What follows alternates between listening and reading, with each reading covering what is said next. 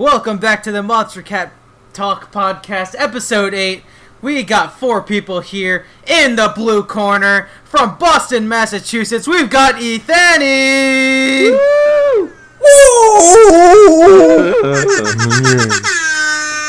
In the yellow corner, we've got special guest number 1 from New York City, Aryntehsizer! Yo, it's your boy.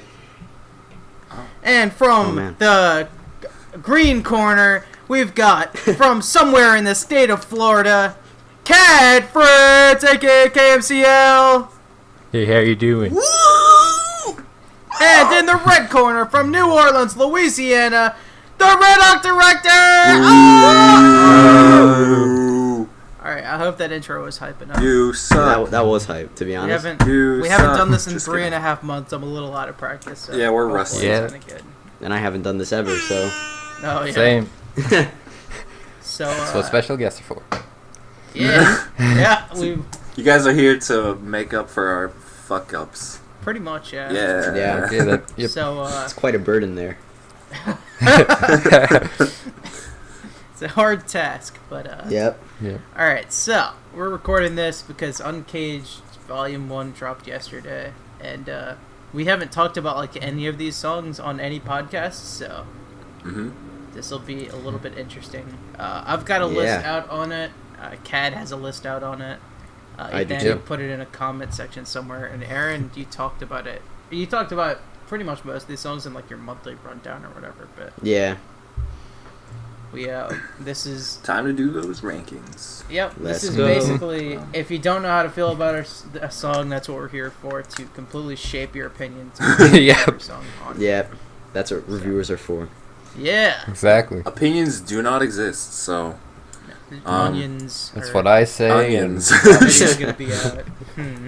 Alright, so who do we have today? We got Cad and Aaron. What do you guys do like on the YouTubes and such in the community? I do reviews of music. I give them ratings and stuff, and I talk about it. That's really all I do. No one watches my content, but whatever. Oh, I do. I do this really original thing that most people don't do. It's called list making. So yeah. I've never seen that before.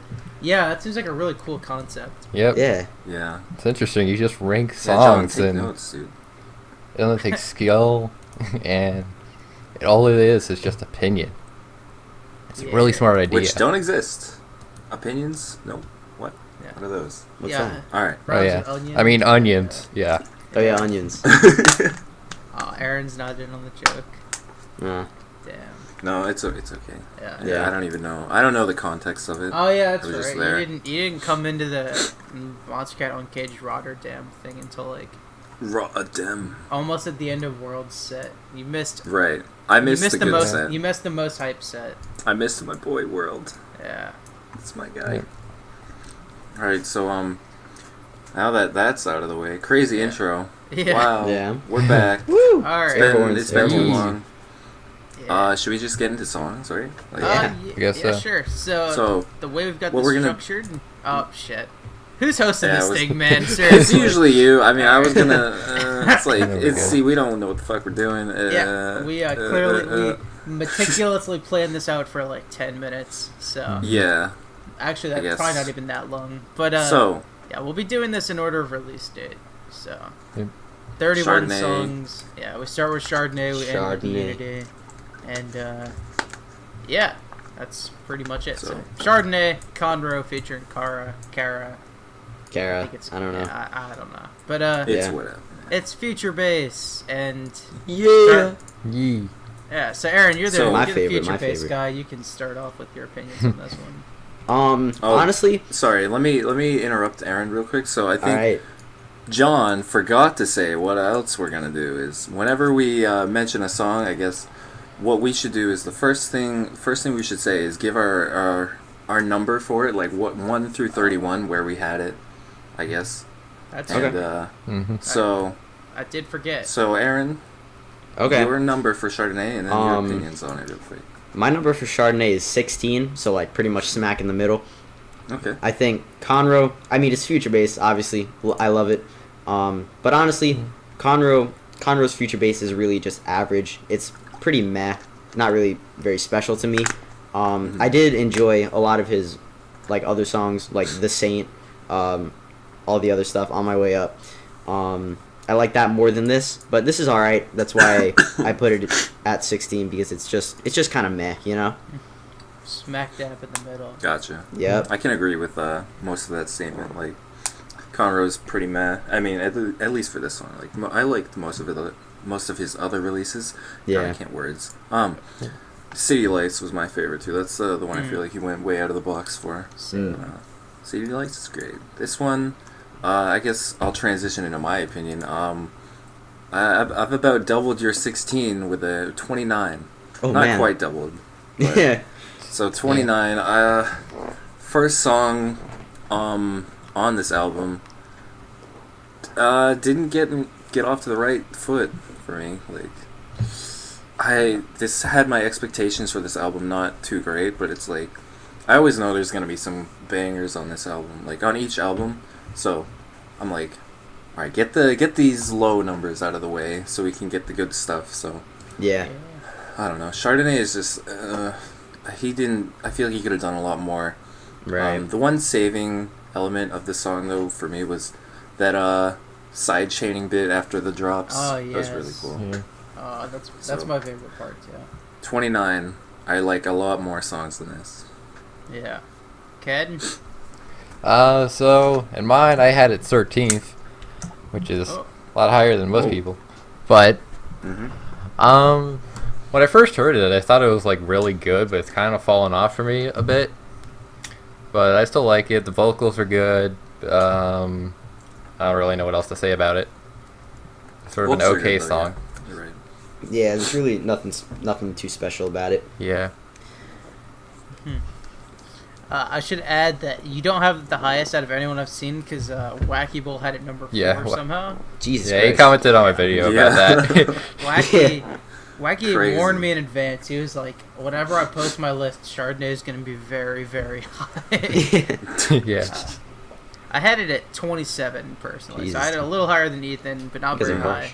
It, well, I mean, something's got to be there, right? So, like, that's my true. view on it. But most of the song is really average feature based to me. Like I would almost rather hear something that goes out of the box, something like Bollywood Stunner that tries to do something and just doesn't sound good to me, rather than something that just kind of stays comfortable in its little niche, like what Conroe's doing here.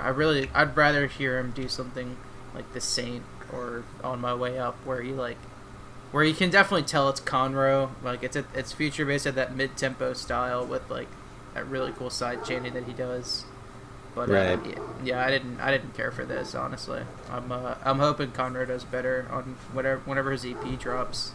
Ooh, I'm ready. I'm actually hyped. Sounds for like your dog is a little triggered by your opinions of. that. Yeah. Oh, I didn't can even hear think that. about that, but yeah, that's gonna be in the recording. It's okay. Yeah. Yeah. All right. So next song, Waiting on your call. Waiting on your call. Oh. Speaking of Wacky, that's his number one. So, Yep. Speaking of number I actually ones, understand that one. Yeah, this is a Nevo featuring Park Avenue. Ethan, you can start it because I know you really like it. Yeah. Speaking of having this song at number one, Waiting on Your Call. Let's go. Yeah, so the first song on the album was 29. This song, number 1. Quite the difference in quality. Yep. Just everything about this song is so great. Like, the vocals are probably one of the best vocal performances of this year and in a long time too on Monstercat. This and another song on this album are really great in that aspect. And then I don't know if you'd call this like a mislabel. Like, I guess electronic isn't technically a mislabel, but this is pretty borderline future bass, which is probably my favorite genre. And I just think the sound design and quality of the production is just great. I've been a huge Nevo fan since Electric Heart, and even back to the Girl remix. So this I just love this song. So good. Yeah. I'll go next because I have pretty much I don't have the exact same opinion because I have it 10 spots lower at 11, but that's still pretty good for me. That's still good. That's good Yeah. for me for That's like good. vocal heavy feature bass because that's not something I always Yeah. like. But here, Park Avenue absolutely kills it. I like Anevo's production here more than a different feel song. That was a song I had ranked in the bottom half on the last album. But this is pretty snugly in that like top third of the album where it's like I'll listen. I'll hear this on Spotify. I'll actually get like hyped to listen to it, I guess. Yeah. So yeah, I'm a big fan of this. Cad. So I had a spot lower than you. I had it 12th, and I'd have to say it's just the vocals are really, really carried the song. I wasn't a huge fan of the drop though. I felt it kind of lacked, but still, when it comes to the vocals, it's just Park Avenue was really good in that case. Mm-hmm. So Yeah, yeah, and I guess keep going. I'm If done. you- Oh, okay. Go ahead. So I put Waiting on Your Call at number 3. I've really been a fan of Anevo. I really did like Feel Something, and I really like this. I think Anevo was really great with vocals. I really like that sort of, I guess, a slippery like future bass sound that he does in the he did it in the drop of both Waiting on Your Call and Feel Something. I really enjoyed both of those songs. But yeah, Ethan pretty much like nailed my opinion. I thought that there were like a couple songs on this album that were like a little better, that like really blew that really just like blew my mind. But I thought that this was like a really good song, really good vocal performance, like really good sound design, just overall a really good song. Got a good general consensus for this song. The lowest was 12. Yeah. Yeah. Number 1, number 3, 11, and 12. That's pretty good. Yeah. We all like as this. well. Yeah. Yeah. Yeah. The MC Reviews podcast actually just got uploaded. I'm not looking forward to listening to it Oh, because I wow. know they'll have Waiting on Your Call much lower than we did because they're not Yeah. Oh, no. Yeah. vocals and vocal heavy stuff. Right, yeah.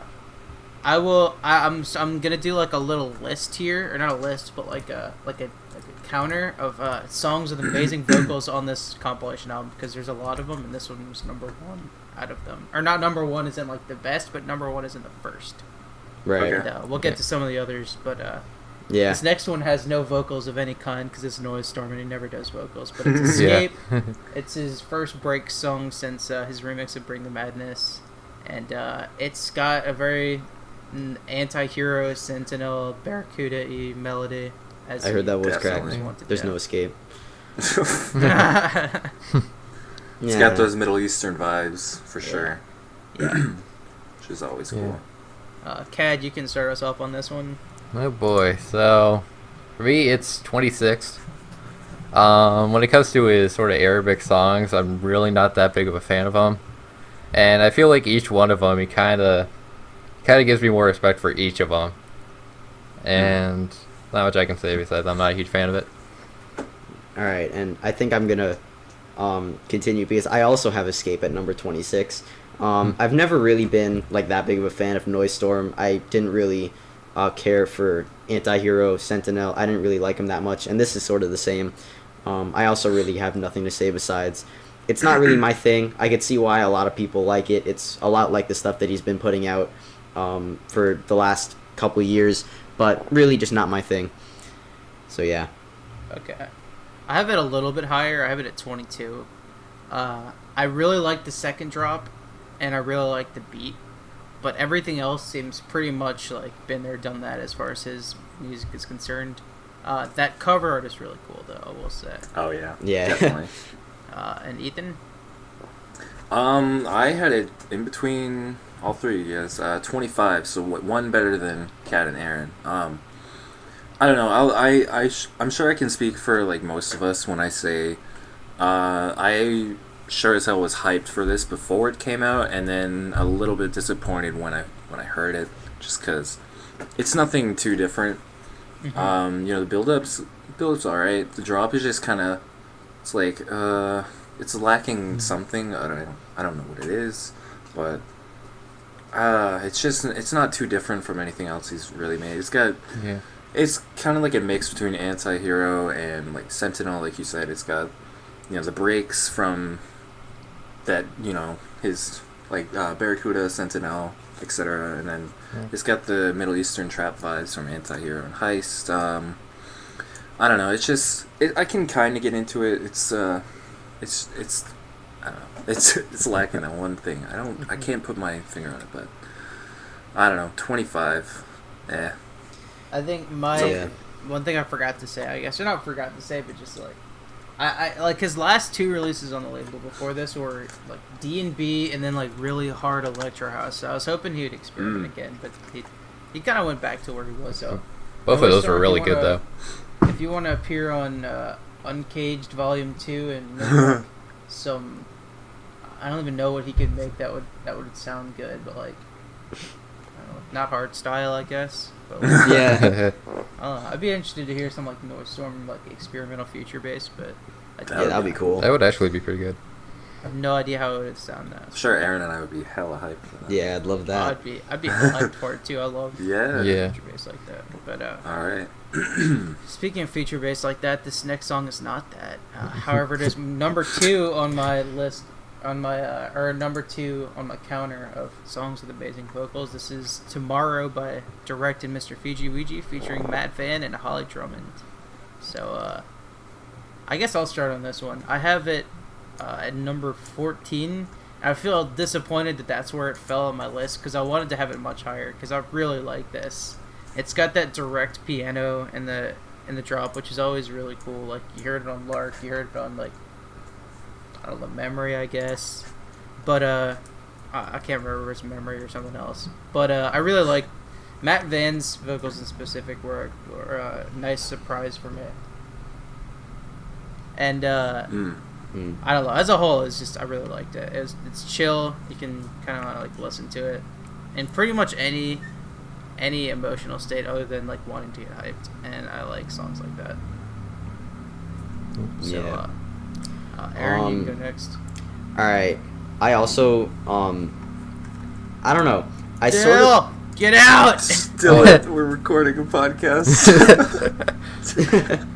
John, I told you someone would join.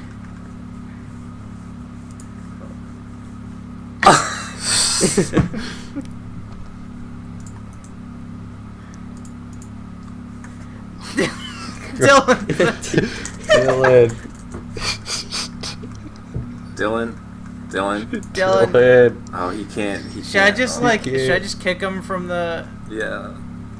We're recording. Dylan, we're recording a podcast.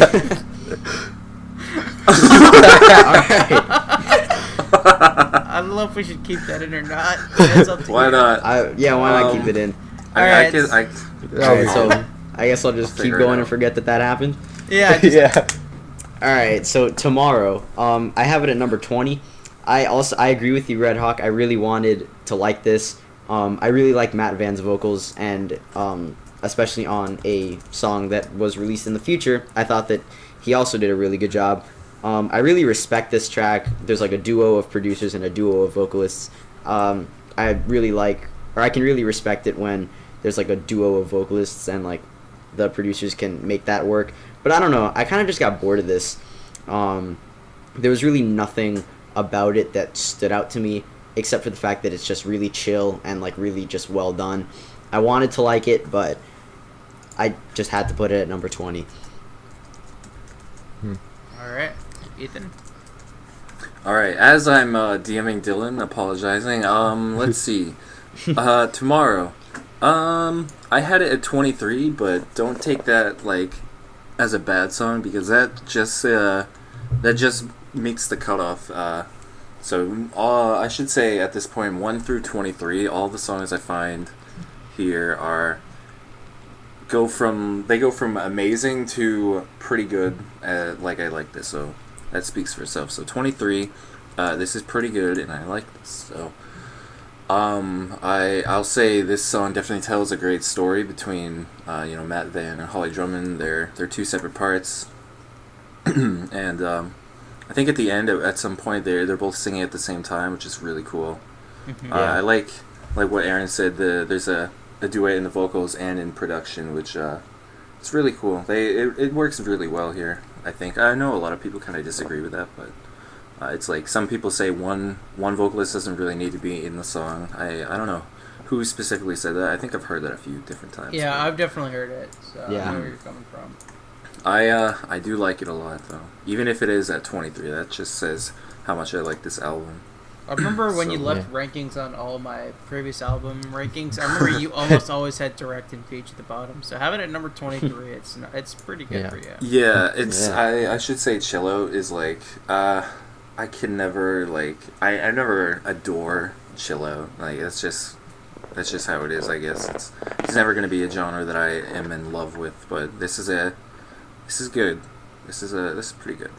Yeah. Okay. And Ked? So I had it at 9. So there you go. everyone, and sort of my reasoning for this is, well, it was actually a really good duet between Holly Drummond and Matt Fan, and both of their vocals are good. And also, I really like the vocal transition into Holly Drummond's line, I guess. And also, it's kind of surprising because when it comes to feature and direct, or past like 2 songs, I really haven't been that big of a fan of. And it comes to this, and I was pretty surprised by it. So yeah, that'd be. So we all seem to like Tomorrow to different lengths, but yeah. Next up, I actually have no idea what any of you guys think of this song. Because I don't remember where you had it on your list, Kat, and I don't remember where you had it on your list, Ethan. But we've got Blast by, I think Snapchat called him, or like BuzzFeed or someone called him Tokyo Monster. But Tokyo Machine with his newest Tokyo Machine song, Blast, and that breaksy big room, or not big room, bass house stuff. Oh god, Tokyo Machine big room would be interesting. But that would be interesting. Anyway, yeah, this is Aaron, you can start here just because that's kind of the pattern we've got going on. But all right. I'm still kind of figuring out whether I like Tokyo Machine or not, because there have been some releases that I've really enjoyed, like OK and Party. I really enjoyed those. OK is a great one, yeah. Yeah, but Definitely. there are some that I've thought were not the greatest, like Hype. I thought that they didn't really have anything special about them. Blast is sort of one of those. I didn't really like. I really liked the build up before the drop. I thought that was really cool. But besides that, I didn't really see anything special in it. I put it at number 17, which is also pretty much smack in the middle, because there was a lot of stuff on this album that was better and a lot of stuff that was worse. But yeah, I thought it was really just it was really in the middle for me. I'll transition to my thoughts on it because I just have it one spot behind at 18. When Blast first came out, I thought this was gonna be like top 5, honestly, just because I thought this was such a great bounce back from Hype, and I forget his other song in the last album. I liked it though. I forget the name of it. Pixel. Yeah, Pixel was great. But after listening to Hype, I'm like, I really hope he comes up with something better, and he definitely did. Even if this is at 18, I still like it a lot. There's just 17 more songs that I enjoy a lot more. But 18, I think it's a respectable place for it. Yeah. Ked? So I have it at 16, and I actually thought actually comes at my second highest Tokyo Machine song, and I actually kind of liked it. I don't know how to really explain it, but I just kind of liked it. Okay. I also have it in that range. I have the lowest. I have it at 20. It's so basically Tokyo Machine. He's either really good. He's got 3 songs I think are really good on the label. Really average, which I have 3 songs in, and then Hype. And I have Blast in that average range. It's got some cool stuff. It's got some stuff I don't love about it. But it's kind of Tokyo Machine going back to doing Tokyo Machine stuff, which even if he's doing it a lot, like at a pretty high clip, I'm a fan of it. It's better than Hype, basically. Is why I like this one. So Hype was my number 30 from the last album. I think it was year 29. Yeah, I had it at 29. Yeah. No surprises there. Yeah. Just wasn't good. No. Yeah. I think there's a few people that liked it. I can't remember. I have it at 19 on my 0-30 ranking, so. Okay, that's. It just kind of comes as a guilty pleasure for me. That's fair enough. I'm trying to There's a think. lot of guilty pleasure songs on this album. Speaking of guilty pleasure, for me anyway. So sixth song. I think this might actually have the most views out of any I think so Uncaged too. Volume 1 song, but it's Everything Black by Unlike Pluto featuring Mike Taylor. And it's more Unlike Pluto R&B kind of stuff. And Ethan, you start here. Everything Black. I don't really know what to say about this song. I mean, I have it at 20, but again, like 1 through 23, all songs I like. So I mean, this is good. Like another good vocal performance, I'd say. I don't think you have it on yours. Well, I do. It's number 3. You do. Yeah. Look at that. All right. What to say about Everything Black? Oh yeah. So I guess the reasoning for having this at number 20 is just because the thing that Unlike Pluto does that I don't like is that in all of his songs, at least recently, they have 2 or 3 drops. This one I think has 3, and it's the same drop all 3 times, and that is not a good thing. Not all the time. I mean, the drop is pretty good, I'm not gonna lie, but I don't want to hear that 3 different times. At least, change it up once or twice. Like, I don't know. It just kind of gets old. What'd you say? Sorry. Just kind of gets old after a while. Oh yeah, totally. It's the Unlike Pluto curse, having the copy pasted drops 3 different times. So number 20. I still like it though. Okay. Yeah. So I had it at number 15, and not much I can say besides it's just sort of an okay song. It's not anything like extremely special or surprising coming out of it. And yeah, vocals are okay, and yeah. Okay. I have it significantly higher than the 2 of you guys. I believe I had it at number 4. I want to say. Ooh. Yeah, number 4.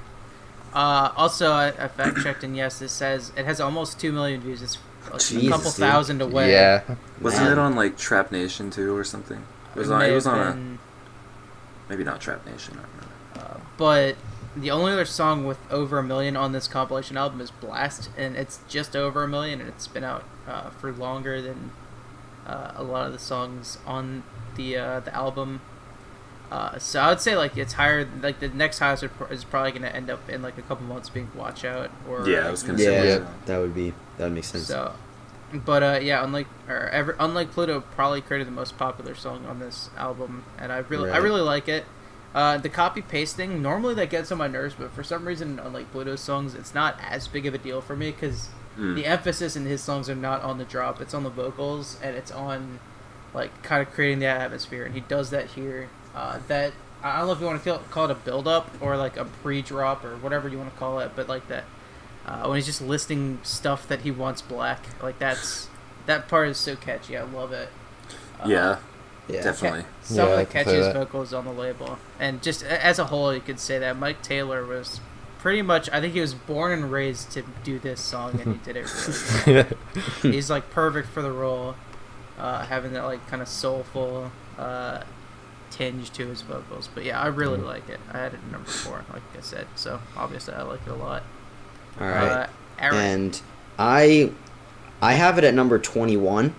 I think that's the lowest out of any of you guys, and the reason why I put it there is because it's really just not my style. I think it's like a good track, but I'm someone who's used to like a lot of like instrumental music. I listen to a lot of instrumentals, and what Unlike Pluto does here is it's just really like centered around the vocals, except for the drop, obviously. It's very vocal centric, and I think I've said this a lot before, but I think Unlike Pluto would be a lot better on a different label. I'm not saying that like R&B shouldn't be on Monstercat. I really think that Highlight by Resonate actually did belong on Monstercat, but I think that there's a lot of people who have a similar opinion to me, where they're used to hearing like a lot of just more like instrumental based music and music that's just very different from what Unlike Pluto makes. And I think that Unlike Pluto does make great music, but there's people like me where it's really just not their style. And I think that he deserves to get more recognition on possibly a different label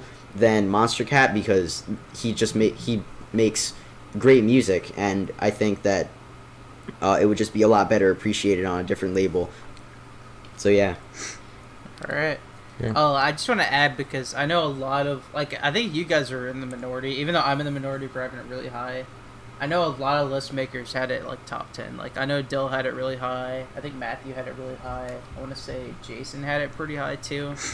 And those are just like 3 names I'm thinking of off the top of my head. But Yeah.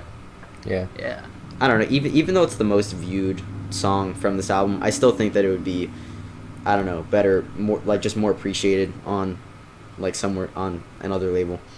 Right. That's probably just my opinion, that though. would make sense. That's my onion. I can see it. Yeah. Onto a song that Ooh, yeah. it's it's a Half an hour, return It's from someone we haven't heard of, like an original. We haven't heard like an original song from this guy by himself since mid 2014. No, 2015, mid 2015. That being Nitro Fun with Home. Yeah. His melodic dubstep / hands up / future bass Full song. flavor. Full flavor. So, Kad, you can start us off here. So, Home I had at number 20.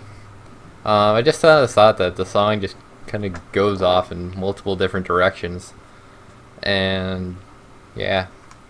What else I can say? The drop was just kind of, I don't know, it just kind of seemed offset with the piano and how high up the bass was, I guess. And, yeah. Alright. I know what you mean about piano. That's kind of like... it just kind of seemed like this offset. Kind of doesn't belong. Yeah. I have it at 27. 26. I liked it when it came out, but in like the 2 months or so since it's been out, I've kind of noticed it has a ton of flaws. It has so many flaws that I actually like did an edit of it on my channel. I don't know if it's better or worse, but I just feel like that's the problem if some random person on YouTube thinks Nitro Fun did it wrong. And like Nitro Fun's a much more experienced producer than I, like much more. He's much more talented.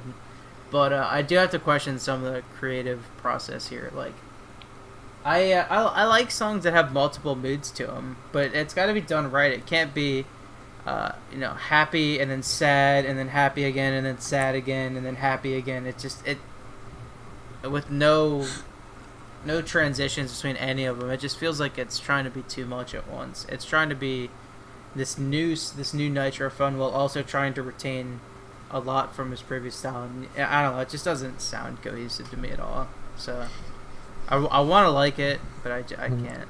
Right. I put it at number 18. Of course, it's melodic dubstep, and melodic dubstep is probably my second favorite genre of EDM. So it wouldn't be like as low as 28 or wherever you put it, Redhawk. I already forgot, but 26. 26. I think it sounds good, but I agree with you, John, that like the whole like creative process, like the whole thematic aspect of it, isn't really that strong. It's like a good sounding track to me, but just like the way that it shifts between so many things at once, I don't know. I think it's trying to be too much, and sometimes that actually works in tracks, but a lot of times it doesn't. And I think that this is an example of it not really working. It still kind of pulls it off, and that's why it's not like 30 or 31 for me. It's at number 18, but yeah. All right. Finish it off. At one point, I had Home in like close to the bottom 5. I want to say that's probably around when it came out, or like close to a week after. Just because I was not expecting this from Nitro Fun at all. I was expecting, your usual 128, 130 BPM electro, like 8-bit, Right. sort of, what you're used to. But this it was a good change, I want to say. But yeah. So where did I have it? Let's see. Oh, 15. So it made it to the top half, and I know the structure is kind of all over the place. Like in the drops, it'll go from it's like 150 halftime, and then like 4 on the floor. sort of like, I don't know. The drums are all over the place. Same with like that piano in the main drop, but that second drop, it just, oh man, I can really get into that. It's I've really come around to it. It's I really do like it. Even if it's at 15, like, this is still I've really come around to home. So yeah. So basically, we've done the complete opposite. Opinion, the opinions. Yeah. Okay. Yeah. So you do have it in top half. It kind of ranges, and I guess from the four of us, from good to not good. It's definitely one of those tracks. I'll be interested to see where everyone has this next track. We got "Swapping Things" by Topi. Yeah. I'll start here because I was very disappointed by this track. I had it at 28, I believe, and that rose. It was last for a while until this time came out, and then it was second to last until like probably a week or two before I ranked it. Because there's that really cool like section in between the two drops. I do like that mid section, but damn it, somebody else joined. It's Gabe. It's Gabe. Gabe. We're recording Get a out. podcast. Gabe. Okay, he's just gonna mute. It's okay. He can listen. Okay. Yeah. All right. So this I was disappointed by this because my favorite song by Topi as of this point, I haven't listened to his entire discography, but my favorite song by him up until this point was "Danger Time," which was I don't remember where it was released, but it was released like I want to say like December of 2016 or November, something like that. I really liked it, and so I saw that Topi was doing more bass house, and I had high expectations for it. But this just doesn't have the melody, and it doesn't have the sound design that Danger Time has. It's the first Topi song that like actually annoys me at some points because like I didn't love Backup, but I thought it was still really well made. It's just not something I could get into. But this, I feel like there's some sounds in the drop that just don't mesh with me, and because of all that, I have it bottom 5. I feel like I'm just being negative Nancy, but like once we get to the back half, especially the last 10 songs, I really like every single one of them. So yeah, Hmm. I'll be more positive later, but for now, I'm not a big fan of Swapping Things. I can keep the negative vibes rolling if you want me to. Woo! So Swapping Things. I think I'll be the first one to have my number 1 and my number 31 listed off. What are we? 8 songs in, and I've had my favorite song and my least favorite song on the album so far. All right. Swapping Things, 31. It's not good at all, really, in my opinion. In my onion. onion. I'm trying to think of what I'd like about this song. I mean, you could always just say what you don't like about it. I mean, yeah, gosh, I don't. There's just not like enough in this song. It reminds me of Messiah, but I really like Messiah. I was Yeah, me about to too. say, if you didn't like Messiah, Yeah, that would Yeah. boy. No, I That's a really problem. do like That's a Messiah. problem. I think it reminds me of that just because I made a mashup of these two, and it worked kind of well.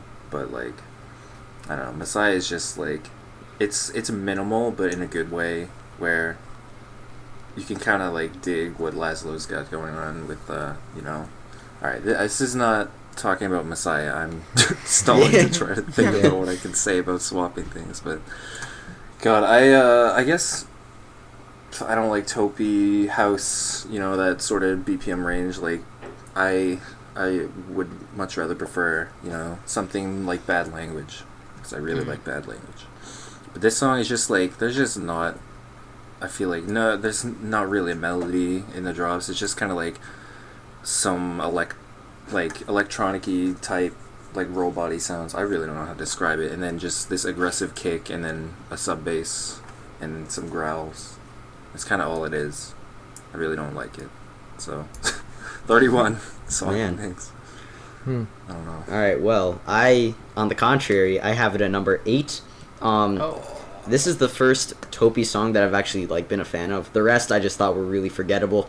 But I really like stuttery music, like music that pauses a lot, and music that like, I don't know, it sort of gives you that like momentum vibe. And I think Swapping Things does a really good job with that. I am a fan of bass. This track reminds me a lot of Tiva 833 by Varian, and I also really enjoyed that one. But yeah, I really don't know how else to describe it besides how I like the fact that it's really stuttery and it's really just glitchy, sort of, and I don't know, I sort of enjoy that. But yeah, number 8. Okay, so for me, I had it at number 18, and I actually have to say it was kind of the opposite of Redhawk in that I didn't have very high expectations going in, and once I heard it, I was actually kind of surprised that I liked it as much as I did, because I wasn't a huge fan of like Backup or Bad Language, and yeah, it's a lot more catchier than I think the other two were, and I do like the middle section of it. And yeah, I guess that's what I'd say. All right. So another song that we're all over the place on. Yeah. Yeah. Next up, another one I had pretty high expectations for, and not to like get into what I'm saying because I'm going last on this one, but it's another song that kind of let me down a little bit. Aaron, you can start us off with "Bandit" by Kuro. Bandit. All right. I've Bandit at number 11. I think that Kuro, it's going to be hard for Kuro to beat Amon. That was a really good song. I don't even know how to pronounce it, but that was a really good track. I think that this isn't as good as that. It's better than Savage, but I really like the sort of, again, it uses that like kind of slippery sound, sort of like almost like what a Nevo uses in his drops, but I don't know, there's something about that. The vocals get me really hype for some reason. I don't know, just like the way it's just really dope to me. But this is one of the tracks where I can't really describe why I kind of like it. This whole album wasn't really like that good for me. I only really like the top like 10, and this is number 11. So I'm still not really that big of a fan of this, but it's pretty good compared to the rest of the stuff that we had on this album. Mm-hmm. Okay. All right. So, Ethan? Bandit. I had it relatively high. Number 6.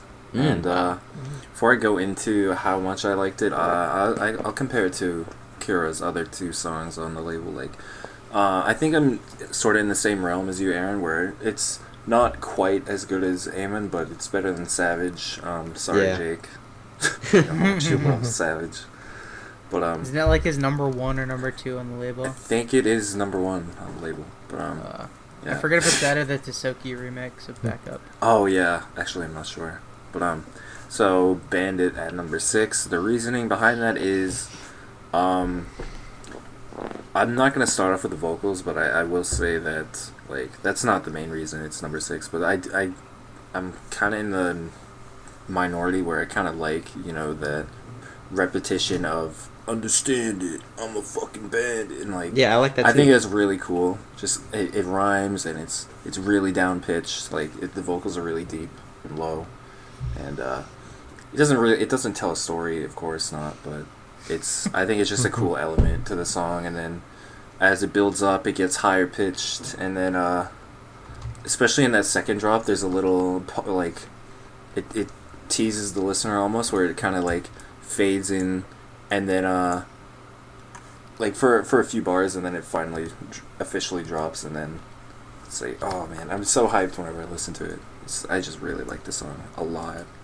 And only 5 songs beat it, so number 6. I'll be in the minority, I guess. I have it too, you guys. I don't know where Kat has it, but I have it at number 24. And yeah. So this my problem with this song is actually not the same thing that basically everybody who doesn't like it. I don't know if it's a cop-out answer or what, but everybody's just like, should be longer. It's 2.5 minutes. It probably could be longer, but that's not my main gripe with it. My main gripe with it, and this is an opinion I share with, I think it's Pete from MC Reviews, where it's too similar to Amon without being as good as Amon, if that makes any sense. Like, because Amon was it had the hard drop that Bandit has, but it also did the world building, where it did the world building where it like kind of created this like dark world or whatever, and like which combined with the artwork made it like really damn epic. And with Bandit, it just, I don't know, something's missing. Like, it's a good song to listen to, in my opinion. Like, I can put it on in the car and bang to it, but oh god, that sounded weird. But yeah, I mean, yeah. But like, it's not a song. It's not a well done song, in my opinion. Like, it's kind of a guilty pleasure when I'm liking it, and when I'm not, it's just kind of like, it's not as good as Amon. It's a song like that. Chardonnay's another one like that on this album where like, it's listenable, but it could have been done so much better, and that's why it disappoints me. So I don't know. That's pretty much sorry if that sounded really incoherent, but like, it made sense in my head. It's not a song that I love, but it's not a song that I hate either. Right. Kad? So I have it at 25, and I kind of feel the same way about it. I just really, as you said, it's kind of like Amon, but not as good. And I don't know what else to say. I'm not a huge... One of the main reasons that it's so low is that I'm just not a big fan of trap. And that'll show up a bit later, but yeah, I just can't really see it putting it higher. Yeah. Okay. So that is Bandit by Kuro. Another one that we're all over the place on. Number 10 on our list here. We've got Neo's but Glacier, labeled as feature bass. I personally don't understand why it's labeled as feature bass. Yeah, it is. I think it's like house or indie dance or something. It's like it's kind of like everything. It's a lot of things, man. I think it's kind of like a hybrid of house and glitch hop.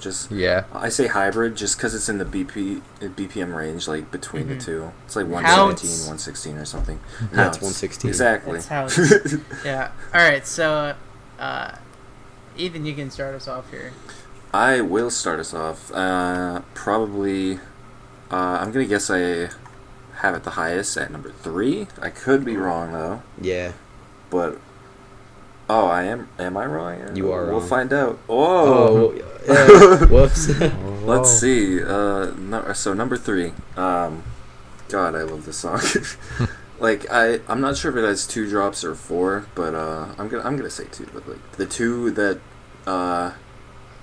the time signature changes from 4/4 to 3/4 is just so good, man. That the drops just executed like so well, and the sound design too. Even going to the live mix that he did, it's like, oh man, it's really good. I liked his other song. I can't think of Dancing it. by Myself. Yeah. Dancing by Myself. That's the one. I liked it, and I thought it was good and all, but like this is a huge step up, in my opinion, and God, everything about this song just hits hard so well. It doesn't hit hard. It's like, I don't know what I'm saying. Yeah. It's really good. Yeah, there you go. Yep. My opinion. I guess I'll piggyback off of that for the big reveal. I have it at number 2. Whoa. Yeah. Whoa, dude. Nice. Radical. Tubular, bro. All right. It's just Neo's is a really it's just a really cool track for me. I really like Glacier's style of like making that funky. I mean, this is definitely very different from Dancing by Myself. It's still got like that really funky sort of vibe. I don't know. There's just something about this track that is really cool to me, and yeah, I can't say why I love it so much, but I like it a lot. I know why you like it so much. It's because it's super glitchy. Yeah, and that's my thing. So. Oh man. Kad? Okay, so I had it at 14. That's not to say that I don't like it, because I still do. So yeah, I like it for its sort of glitchiness and sort of just Glacier's usual style. I mean, I've never really thought of him as he's always been sort of a decent artist for me, so sort of like mid-range, I guess. And yeah, I thought Neos was a pretty good song. Yeah, I don't know what else to say really. Well, I also don't have a whole lot to say because everything I would have said has already been said. But I had this at number 9, and I'm sad that it's that low. But like the top half of this album, as much as I don't really care for the bottom half, the top half is really strong. Oh yeah. It kind of reminds me of I can't even think of a compilation that's like that. But maybe 16 is a good example. Even though I think the top half of 16 is like legendary and it'll never be beat. But Neo's it kind of sounds like this is a weird. I don't know. This is a weird way of putting it, but it sounds like what I would think a collab between Volant and Televisor would sound like. Ooh. Whereas it's super funky, it's super glitchy, and it does very well in doing both of those things. I like the closest thing that's ever going to come between Televisor and Volant, which is Volant's Break Loose remix. So, oh yeah, I mean, yeah. I don't like that one as much as you. I thought that was pretty good. Yeah, me neither. But I really like it. I really like this. I guess it's yeah. Oh, I just saw it. Dylan. Yeah, one we all liked. Oh, no. But yeah, so that's Neo's. Next up is Stonebank Hard Dance by Stonebank. It's Ripped to Pieces, featuring ML. Kad, you can start us off here. Okay, so I think I may add this the highest out of everyone. I had number 4. And wow. Yeah, so how to say about it? It may not be his strongest hard dance, but it's still like really up there for me.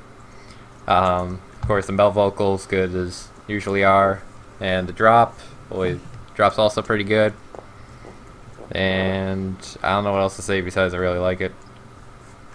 Okay, I'm kind of on the opposite spectrum of you. I don't hate it by any means, but I do have it at number 25.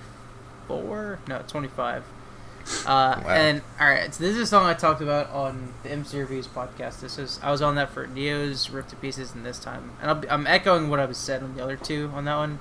This one, I think I said this was the most enjoyable Stonebank hard dance song since The Pressure. And the only reason for that was because I really liked the melody, and I didn't know if it'd hold up, and I now have my answer. It didn't hold up for me. It's cool. It's a little bit different for Stonebank's hard dance compared to everything he made in 2016. But something about it just feels not as good. Maybe that's just because of Us Against the World that came out pretty soon after and is a pretty similar style. But I just don't love this. That's pretty much all I have to say. Ethan? I had a few spots lower at 27, but yeah, I mean the vocals I didn't really like that much. Sorry, Mel. Like, she's had much better performances in my opinion. Like, I know some people seem to like this one a lot more, but I don't know. I couldn't understand some of the lyrics, and it's like her vocal range like got really low at points and then kind of high pitched at others. I'm like, this is kind of I'm not really feeling this, but the melody though it is really great. It's like, I see what you mean when it came out and you compared it to Pressure and it being that enjoyable, but yeah, there's just it's like it's in the bottom 5 for me, but I don't hate it. Yeah, and I'm probably in a similar place to you two. I have it at number 19. I think that for Stonebank, it's going to be really hard for Stonebank to beat The Pressure, I think, because The Pressure is just absolutely like an incredible hard dance song. But there's really nothing special about this that distinguishes it from any of the other happy hardcore that we got in the past couple of years, especially from Stonebank. This is really not anything special, in my opinion. So yeah, that's why it's, I guess, sort of near the middle, in the sense that it's well produced. Obviously, it's all right, but really nothing special. Okay. Well, let's move on to the 12th song. And I get to start us off with This Time by Keizo. So, by this point, my opinion on this song should be well documented. It's my number 31. It's my least favorite song to come out on the label, at least since Superstar. But if I'm being honest, it's probably the last song that I've actually hated this much. Like, I hate parts of it. probably be like "What You Waiting For." Like it's been that Oh long. man, Jeez. that's a low blow. Yeah. Or I guess I'm thinking of like originals because like there's been a couple remixes that have not been so good. But Roscoe. yeah. Yeah. But yeah, this is I hate the vocal chops. The vocals themselves aren't terrible. I don't like them though. I hate that like and like in the drop whatever that's called. I don't like the kick, the hardstyle kick. I like hardstyle kicks aren't always bad, but this one just it gets on my nerves, I guess. The trap parts are alright, but there's too many moving parts to the song that I absolutely despise. Basically, is what it comes down to. Yeah. I promise. There's only a couple more songs that I have to be negative about, but Keizo's done better. Yep. This time is also my number 31. This song, it's just. I think my favorite part about this song is how short it is. It's under 3 minutes. Oh, God, that's brutal. I don't know. I really just don't like this song. I'm sorry, Sad Face or Pengu, but this song, I think Redhawk pretty much summed it up. I just can't stand some parts of this song. And like there are some songs on this album that I don't care for, but I don't like actively despise them. But this is probably the only track on this album that I actively just don't like. So, yeah, congratulations this time. All right, Ethan, time to defend this song. I am gonna do some justice. He's Sad Face or Pengu, you know that gentleman. Yep. I don't know what I'm gonna do. I'm gonna say this time is at number 7, alright? Fuck you guys. Yeah. I like the song. I didn't love it when it came out, but damn, has it grown on me. The vocal chops are great. I don't care what you say. Whatever you said it was, I like it. Everything is great about this song, alright? But seriously, I don't know like why I like this song. This is I know I said guilty pleasure songs earlier on in the podcast, but this definitely fits that description. Like I should not like this, but I really do, and I can't exactly describe why, but I really do, and yeah, so you guys, I've learned to respect opinions, so, I mean, you guys can have it both at 31, that's fine. Let's see where Cad puts it. So, I have to go with them, and I have it at 28. Oh. Which also is going to be saying something, since this is a song I really don't like, and there's 3 below it, so. Yeah. But, yeah, right.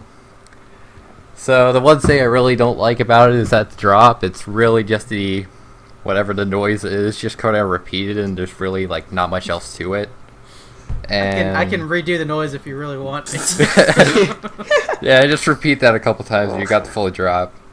Right. And yeah, the vocals are really the only thing that makes it like not like close to being last. And I think just having vocals kind of gives it just a bit more of an oomph and adds more to it, I guess. So that's kind of why it's not last for me. And yeah. Alright. So this time, sorry Ethan, but you're in the minority on that one in this podcast. I don't care, man. Yeah. I don't care. Let us know in the comments section who you agree with. Probably Add not some me. viewer interaction. Unless you're a Pengu. No, I got some people in my like I know Duality. Oh yeah, like was Duality. one. There's a few others where it's like, oh my god, my number 1 is your number 31. That's probably the most controversial number last I've had in quite some time. Although I don't know, I did have Puppet last on my last one, so maybe not. Jesus, dude. But number 13 on our list, we've got the bang material between. Oh god, that sounded weird too. Yeah. Slips and Slurs and Hollow. We've got Turmoil. Slips and Slurs' first trap song since, I guess if you count Malicious's trap, which I do, since that last one labeled was Restless though. But start us out, Mr. Aryntehsizer. All right, so I've never really been a fan of Slips and Slurs. I actually just started like enjoying Divided VIP, and that's probably the only Slips and Slurs track that I enjoy, and that includes this one. I put this one at number 23. I'm really just like, obviously, if you know me, I'm not the biggest fan of trap. When it's done well, I enjoy it. Like Bandit, I enjoyed, but most trap is just not for me. And this song is included. The vocals, it's like the sort of, it's trying to be like those dope like vocals, the really pitched down vocals, and that's what it's sort of trying to be. I don't really like it in this song. There are some songs where I really enjoy it, like in Bandit, but here it's not really my favorite use of like that really pitched down vocal. I don't know. I'm just not really the biggest fan of it. Okay. I'll add something because I was wrong. I forgot the Divided VIP was the thing. That was the last one. That was the last trap. Yeah. Yeah. All right. Half trap, half DMB. So, Kad, good, you said earlier that you don't like trap. Is this another instance? This would be another instance of it, as I only have it 2 spots higher than Bandit at 23. And what should I say about it, really? Yeah. I don't really know what to say about it exactly. It's not his best, I can say that. And there have been trap songs by Slips and Slurs that I've liked, but this one just doesn't kind of fall into that. Please be Christmas. Please be another song on this album. It's Please be Restless. Divided VIP. Oh yeah. But yeah. Yeah, I guess that's just it. Not a big fan of it. Well, this is the 13th song we're talking about, and it's my number 13. So unlucky. I don't know. And we're also talking about this on the 13th. So that's a little weird. But it's crazy, bro. Yeah. Conspiracy theories abound. But yeah. All right. That second drop caused me to not enjoy the song for the first like 2 or 3 weeks that it was out. But listening to it again and again and again, the second drop doesn't annoy me as much. I still don't like it, but the rest of the song is really cool in my opinion.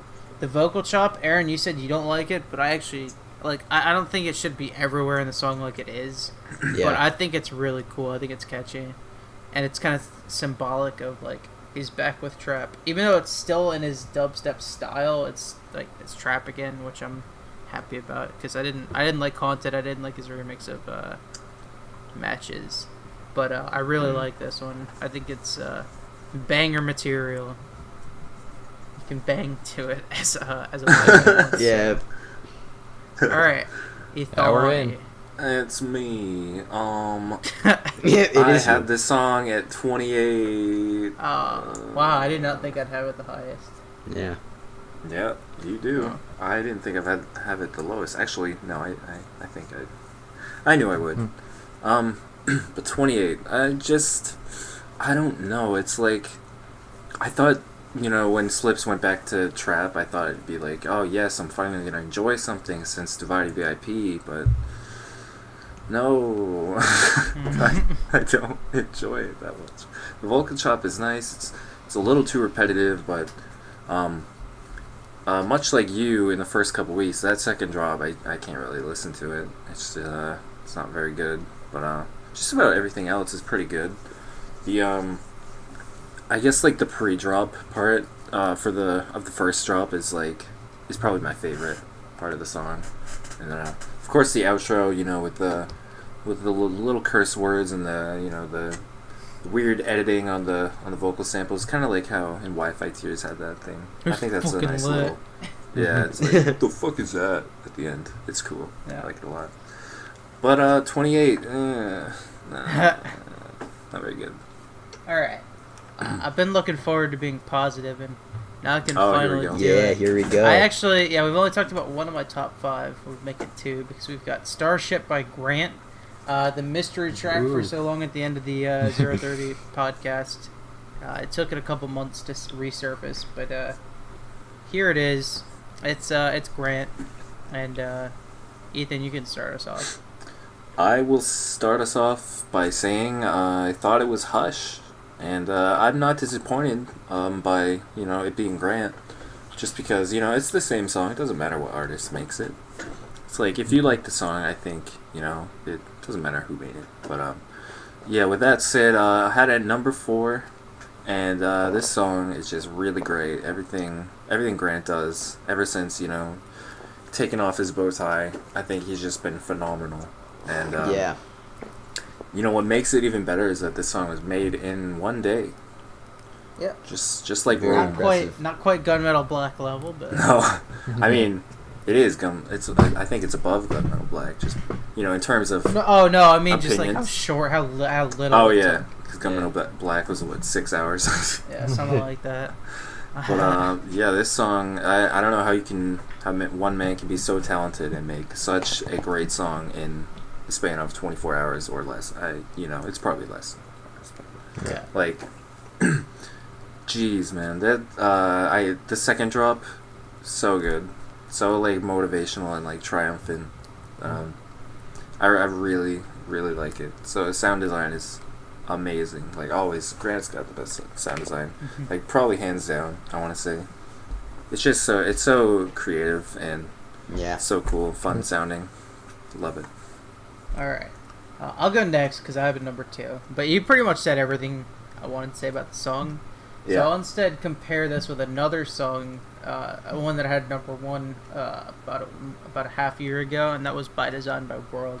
So that was a song by an artist that he'd made some good songs for me, he'd made some bad songs for me, he'd made some decent songs for me, but he'd never made that song that kind of put him on my proverbial map, where it was like, okay, this guy is really, really talented, and he makes some really cool stuff. And he had never made that song until By Design happened. And the exact same thing happened here with Grant Bowtie. He had made some songs I really like High Tide was really good, Constellations was really good. He made some decent songs. He made, I think Clockwork was one that I didn't really care for at all. But he never made that song that was like absolutely killer until Starship. And after hearing that, my opinion on Grant has completely changed. I now actively look forward to whatever he makes next. Yep. Definitely. This is probably my least favorite track to come out of Grant since his change in alias, but for me it's still at number 10. I think I really respect Grant. I think that he's doing something really cool with future bass. He's making unique tracks in a genre where a lot of the future bass that's been coming out recently has been very monotone and very unimpressive for me, but I do like it. Grant is also becoming one of those artists where he's making like a signature sound. It's sort of like Flume in a way, where if you hear like a Flume song, you sort of can tell that it's him. And the same thing is sort of happening with Grant. Grant was my guess when the mystery track was still, when we still didn't know who the mystery track was by, but I think that this track is really respectable. I love what Grant's doing with future bass. I like how he's becoming, or he's like creating a signature sound for himself. I really respect his music.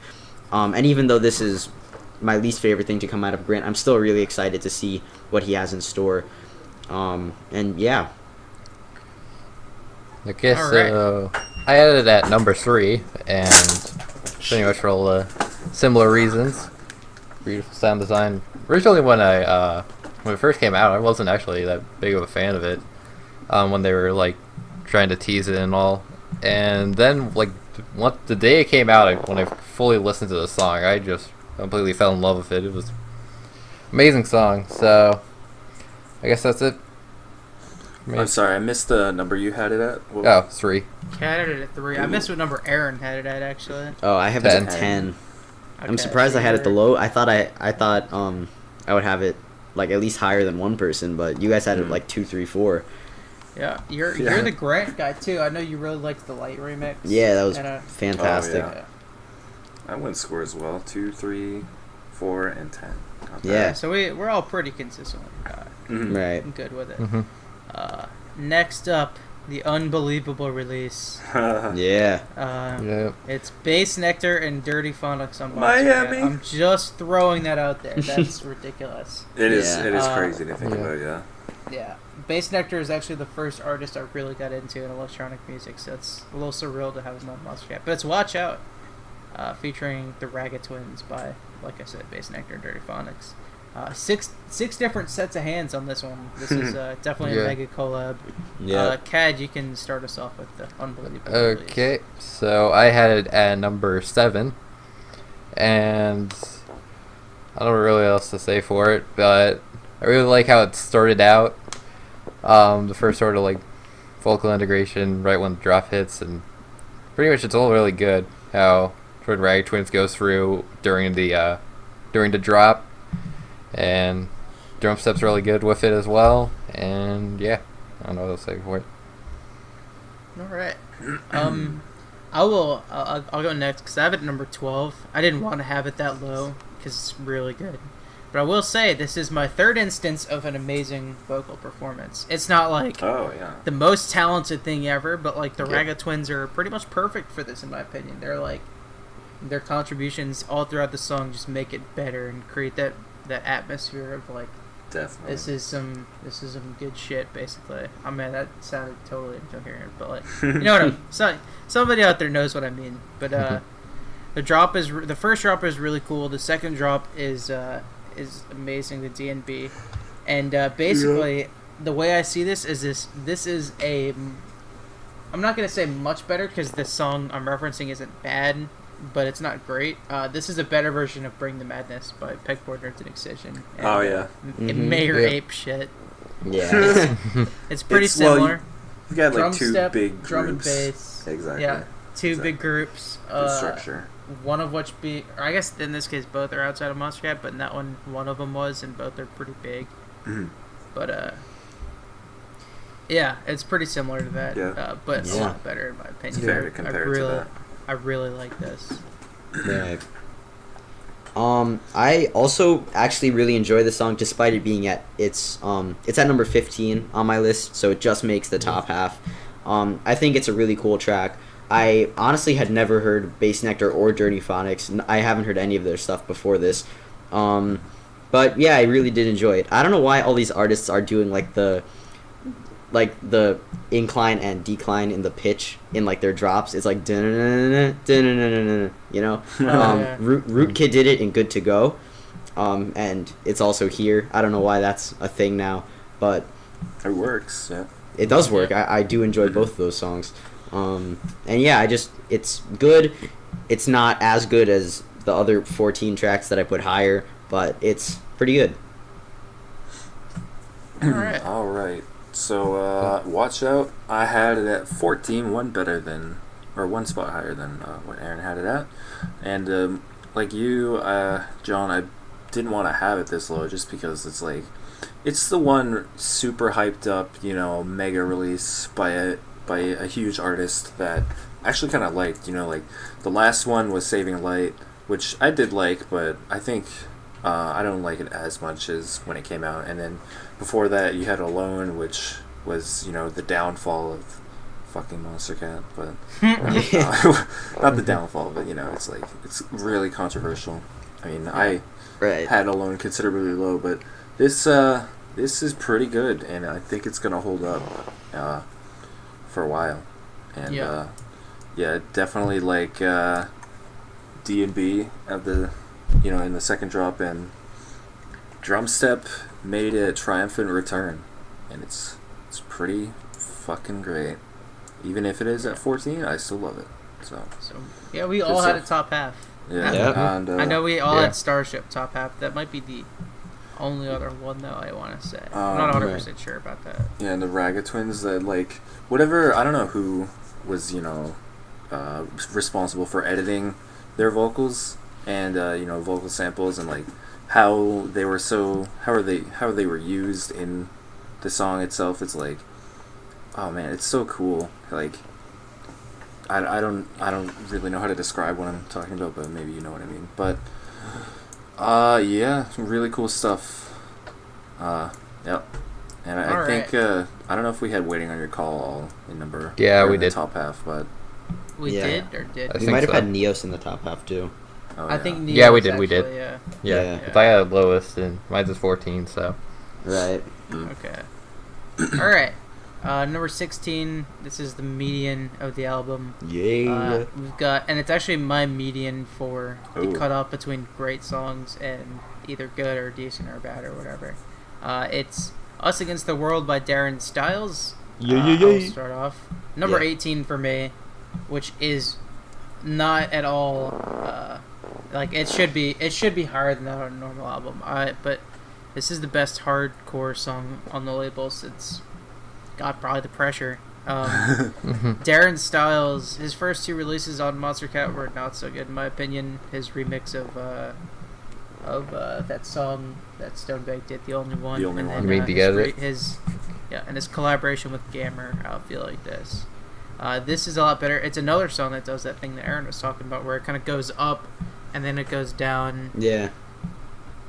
Or actually, I guess it goes down and then it goes up in this case, but I think that works really well for hardcore, and this is song number 4 with amazing vocals. David Spector is the man. He went uncredited. I honestly have no idea why, because he's the best part about this song. He does phenomenal. Yeah. And Definitely. that's pretty much all I have to say about it. It's just a really good happy hardcore song. Yep. Ethan? Oh man, I had it at number 11, and even then, like, I still think this should be higher. But there were just 10 more songs that I liked a little bit more. But yeah, as for Us Against the World, you said David Spector was the vocalist. I didn't know that until you just said it. But yeah. I want to shake that man's hand, because he has, like, this is just an amazing vocal performance. I can't decide if I prefer Waiting on Your Call or this in terms of vocals, but like they're both so great. And I did like the production a lot too. It's like I'm really getting into the hard dance scene, like, even if it, like, that goes for hard style, happy hardcore, anything. Like, hell, I love This and This Time. I said This and This Time. That sounds dumb. I love This Time and Us Against the World. Both, like, they're both so good. But Right. yeah, 11. I still think it should be higher, but it can't. All right. So, Us Against the World is my number 1. I think that. Yeah, I really like it. It's just an incredible track, dude. I think that for the vocal performance is probably the best vocals in any happy hardcore track or any hard dance track on Monstercat, except for the Technician Nelia remix, obviously. Oh yeah. I mean, I can agree with you there. Incredible vocal performance. I really like the melody. Just an absolutely insane track for me. This is one, like, when a track is really good, like, I have to buy it before the album is actually released, and I barely ever do that. Usually I just wait until the album comes out before I buy it. But this is probably the only track that I've actually bought before the album, because I had to, like, be able to listen to it, you know? And it's probably the only happy hardcore track that's been able to beat The Pressure by Stonebank since that was released. So yeah, that's my number 1. Nice. Okay, so I'll go off of that, and I have it at number 2. Yeah. So, sort of the same. I just really, really love the vocals. This makes it for, I think, my 3rd favorite song on Happy Hardcore. And I wasn't a huge fan of the Darren Styles part. The drop isn't, like, way up there when it comes to Happy Hardcore drops, but I still like the vocals really are what puts it up there. And yeah. Alright. Golly. I feel bad that I have it so low. Yeah. It's really good. Yeah, it is like really I said, good. it's the cutoff. It's the cutoff. The difference between this and my number 19, which we haven't gotten to yet, is like there's a very big difference. I'll just throw it out there. Significant, yeah. Like, I can't find much bad to talk about this song at all, and the fact that it's number 18 kind of saddens me. Right. Next song, Spectrum by Muzzy, the pre-order that ended up getting on the album, and thank God. Aaron, you can start. Spectrum is my number 5. It's just really cool. This is a really cool track. It features those vocals from Voitions and Anna Yvette. Both of their vocals work really well here. Again, it's a duet of vocalists. I can really respect that. And Muzzy pulled it off very well. I think Muzzy did 3 vocal duets on this EP, which is very impressive. I respect that a lot.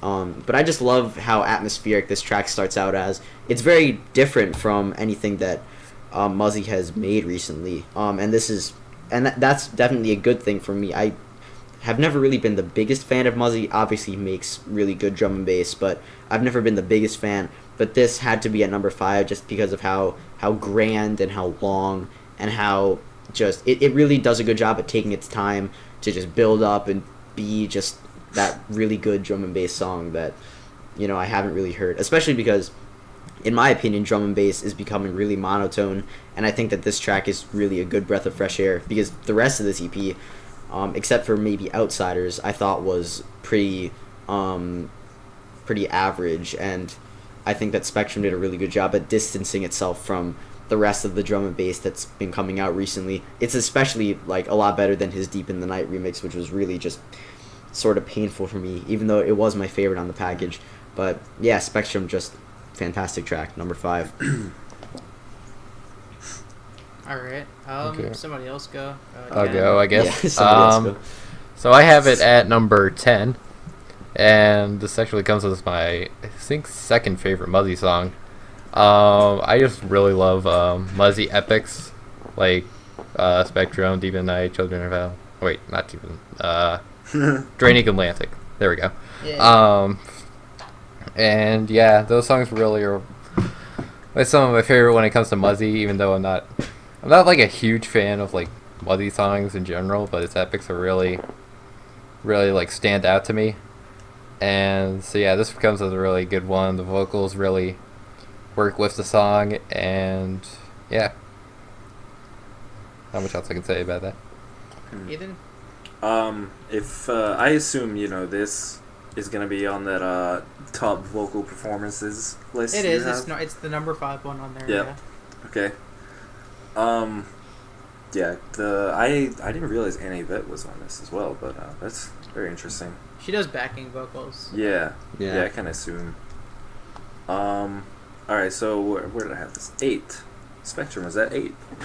I love how, you know, he uses strings and sort of, you know, acoustic instruments and such in the build up, and I should talk about the 4 on the floor beat that I was a little skeptical about. I'm sure I know I'm stealing that page out of your book, but No, you're good. I was the same way, where I was like, first listen was like, this is different. I don't know if I can get into this, but as I kept listening, it's like I can get used to this, and then I really like the production. It's really good, and then even the music video to accompany it, it's like it tells a nice story. It's really cool, and then by the end, wow, it's like you just listen to a masterpiece. So it's so good overall. 8. Okay. So this is my number 1. No surprise. Yeah. It's it did take a few listens. There's some of the other Muzzy songs that I love didn't take as long to like, but this one, like you said, the 4 on the floor beat's a little weird, but I think like after re-listening, I think it fits better than like your standard D&B beat for what Muzzy was going for here. Voitions does a hell of a job. Voitions, I'm glad to see his voice on Monstercat because he's. I liken him to basically being the back when Eden was the Eden Project. Voitions is kind of like the spiritual successor to the Eden Project, except like in Liquid D&B mostly. Whereas he's like I don't know if it's a he or a group, but whatever the case, like they're really good vocalist producers. He did a song with Muzzy. I think it's called Back to You. He did a song with Maduke that was really cool too, and just like overall, really talented dude. And glad to see him on Monstercat, even if he's uncredited. The actual song itself, the first 2 minutes of intro before the song starts proper is amazing. The vocal section is amazing. The build up is amazing. drop is amazing. I'm glad there's only one drop. I like when songs do that because it keeps it more fresh on next listen. And this is the longest song on the compilation by about 2 minutes. So yeah. This is not 16, which had songs like Renzo Kukin and Endgame and Canvas that were like all over 6 minutes. I'm probably forgetting a few, like the damn Pedro Chris Claxton Ramos song. Yeah. But Buzzkill is another one. Yeah, this is not that compilation, but this is a long one. But yeah, number one. That shouldn't come as any surprise to anybody. Nope. Moving on, Bubble Beam by Nanabee. So let's get happy. That's what Nanabee does. Yeah. Gabe is in the call, so just careful what you say, guys. Yeah. Meister Gabe the Third is typing. So, all right. Ethani, you can start this one. I don't think I should, just because of where I have it. All right, I guess it's safe Bad for me to start. vibes. All right, so I had it at 26, but like, gosh, I'll talk about what I like about it. It's 3/4 happy hardcore, which I think is really cool, and it's Nanabee with with his usual sounds. It's cool. I think I like it more than Chipland, but like even if this is at 26, like this is a really, really good album in my opinion. So I definitely don't dislike the song. I think it's got different cool elements, like having it be 3/4, like I said. It's I think it's cool and unique and something different, which is always nice. So yeah, I'll piggyback off of you because I have it at number 23. Pretty similar feelings. I don't understand everybody saying this is generic Nanabee. Like Chipland was generic Nanabee in my opinion. Right. I liked the song, but it wasn't doing anything that he hasn't done before. This is the opposite, where there's parts of the song I don't like much like Danny said. Like that lead, I don't know how much I like it, but the time sig is really cool. Mm-hmm. I like the build up a lot too. It's really happy. I don't know if it's hardcore or if it's hands up. I still haven't made up my mind. It's a bit quick to be hands up, but I don't know. Maybe it is. It's like slightly slower than your average happy hardcore tempo, but just barely. But it's I don't love the song, but I respect this song, which is not really something I could say about Chipland. Right. Maybe in a few months I'll like this more or less, but I'll definitely keep listening to it because there's something new every time. I just don't like the cover art. That's all. Yep. Kad? Oh boy. So I kind of go as a bit of an opposite. I have it at number 8, and so it's not. I'd have to compare this to Chipland, which was actually my number 1 of 030, which kind of goes a bit I think off Wacky of what also you has people it at said. number Yeah, 1. I was just about to say that because Wacky has it high as well, but I really didn't think this song held up to what. I just didn't like it as much as Chipland, but it's still like an okay as a Nanabee. I'm still a pretty big fan of what Nanabee produces and all that, so I don't know what else to say about it. Aaron. All right. I'm gonna go with Kad here. I put it at number 7. I think that this is a lot. I think that this is a lot better than Chipland. This is really cool, and different for Nanabee. I think this is better than anything off of his newest EP. I don't know if you guys have heard it, but basically my thoughts on that EP is that it was all pretty much the same as the stuff that Nanabee had been putting out for the past like 5 years. If Nanabee was even producing for that long, I don't know. But like his whole discography, that EP was pretty much that, and it was really nice for me to see Bubble Beam because it is quite different, and it's not like a whole new genre or anything. But I think it definitely sets itself apart from Nanobee's past discography. Really cool melody, just overall a really cool sound to it, and yeah, I really enjoy this track. All right, definitely 2 extremes on this one. Mm-hmm. Another one. I actually don't know what people are going to say about this, but this is a unique track for me, at least based on how I think about it and how I thought about it. We got Borneo by Aerocord and Wolfgang Gartner, his first song on Monstercat, which is also surreal because he was another artist I listened to a bit when I first got into it, electronic music, that is. But yeah, Kad, start us off with this one. I know how much you like trap. Yeah, actually, it's my highest of the trap songs on this label, but I have it at 22, and it's actually like compared. I like it more than Resistance, and I don't know what else to say. It's. I didn't think I'd like it as much as I do, because it's sort of like, I guess you can say, jungle terror, and it's usually something I wouldn't extremely like, but I've kind of come around to it just a bit. So yeah. Okay.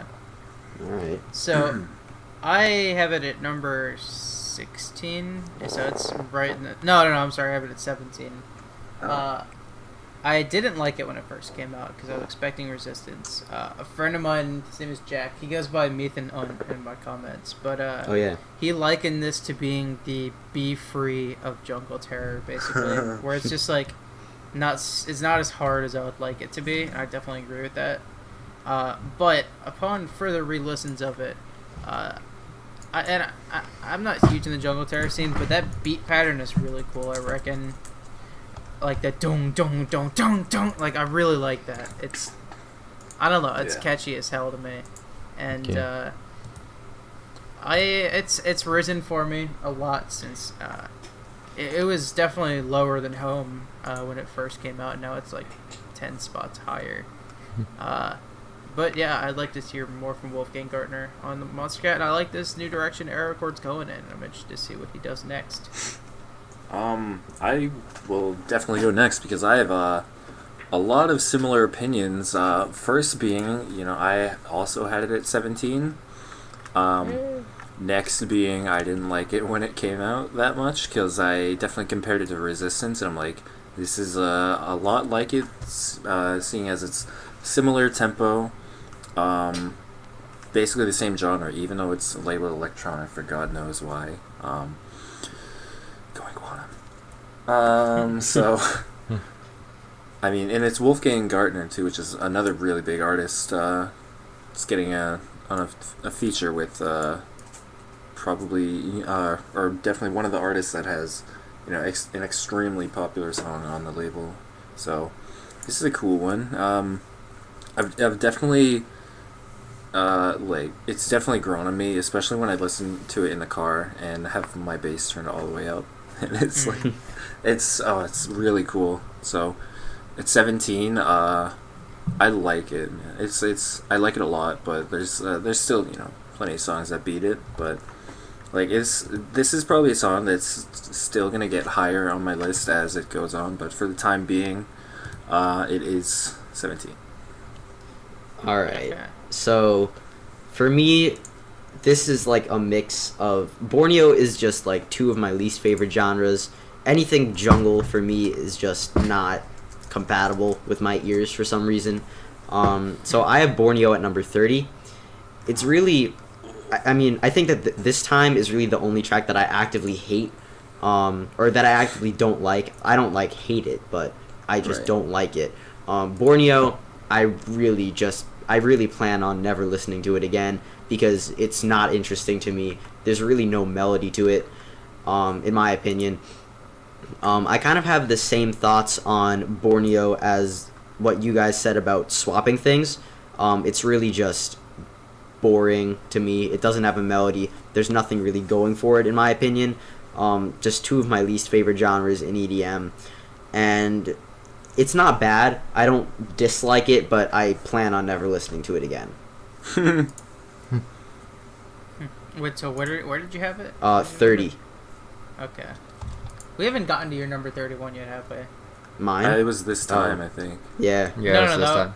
Oh, yeah, that was yours. That's Yeah. right. Yeah. That's I don't think we've gotten Cad's 31. Nope, you haven't. Have we Not gotten yet. to yours, Ethan?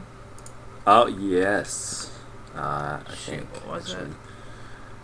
No, I don't think we have yet. Yeah, no, it was we swapping haven't. things. Yeah. Oh, what's Swapping swapping? things. Oh I yeah, thought it was, separate. yeah. Because you mentioned you had Right. one in 31 already had.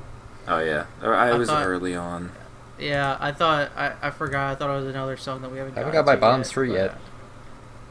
Really? Yeah. Oh.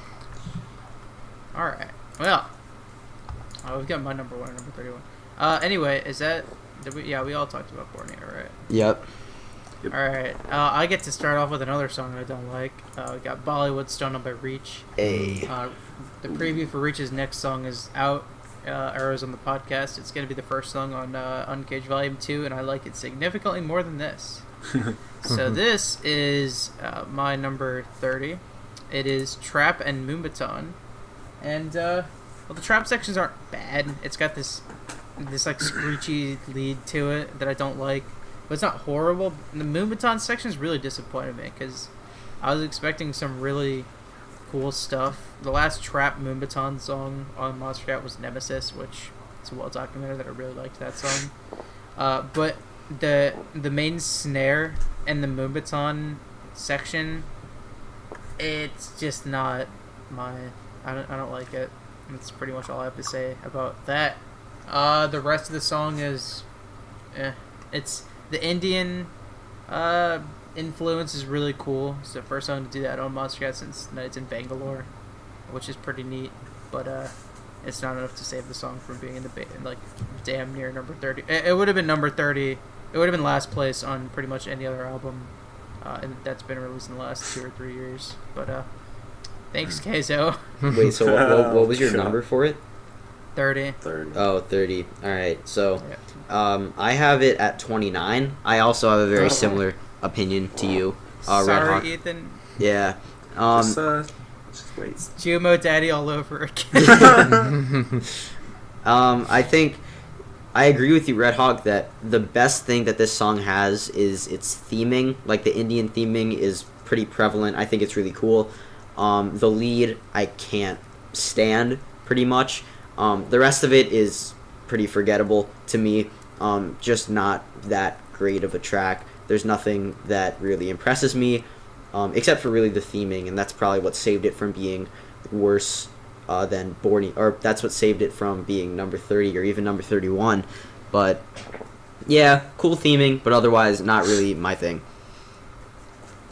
Okay. Before I talk about my opinions on it, I want to see where Cad stands again. Much like, this time, I would like Well, to let's see, because this will be my number 31. Oh. And, and I'm gonna 29, make a 31. very controversial opinion on this that I'm probably gonna get some hate for. But I'm gonna say Ethan controversially, this may be my least favorite song on the label. Wow. I just Yeah. don't like it. I don't really say anything I like about it. It's screechy, which is something I really despise, pretty much. Unless Yeah. it's done good, but yeah, I just don't. All right, time for me to defend myself again, defend my honor.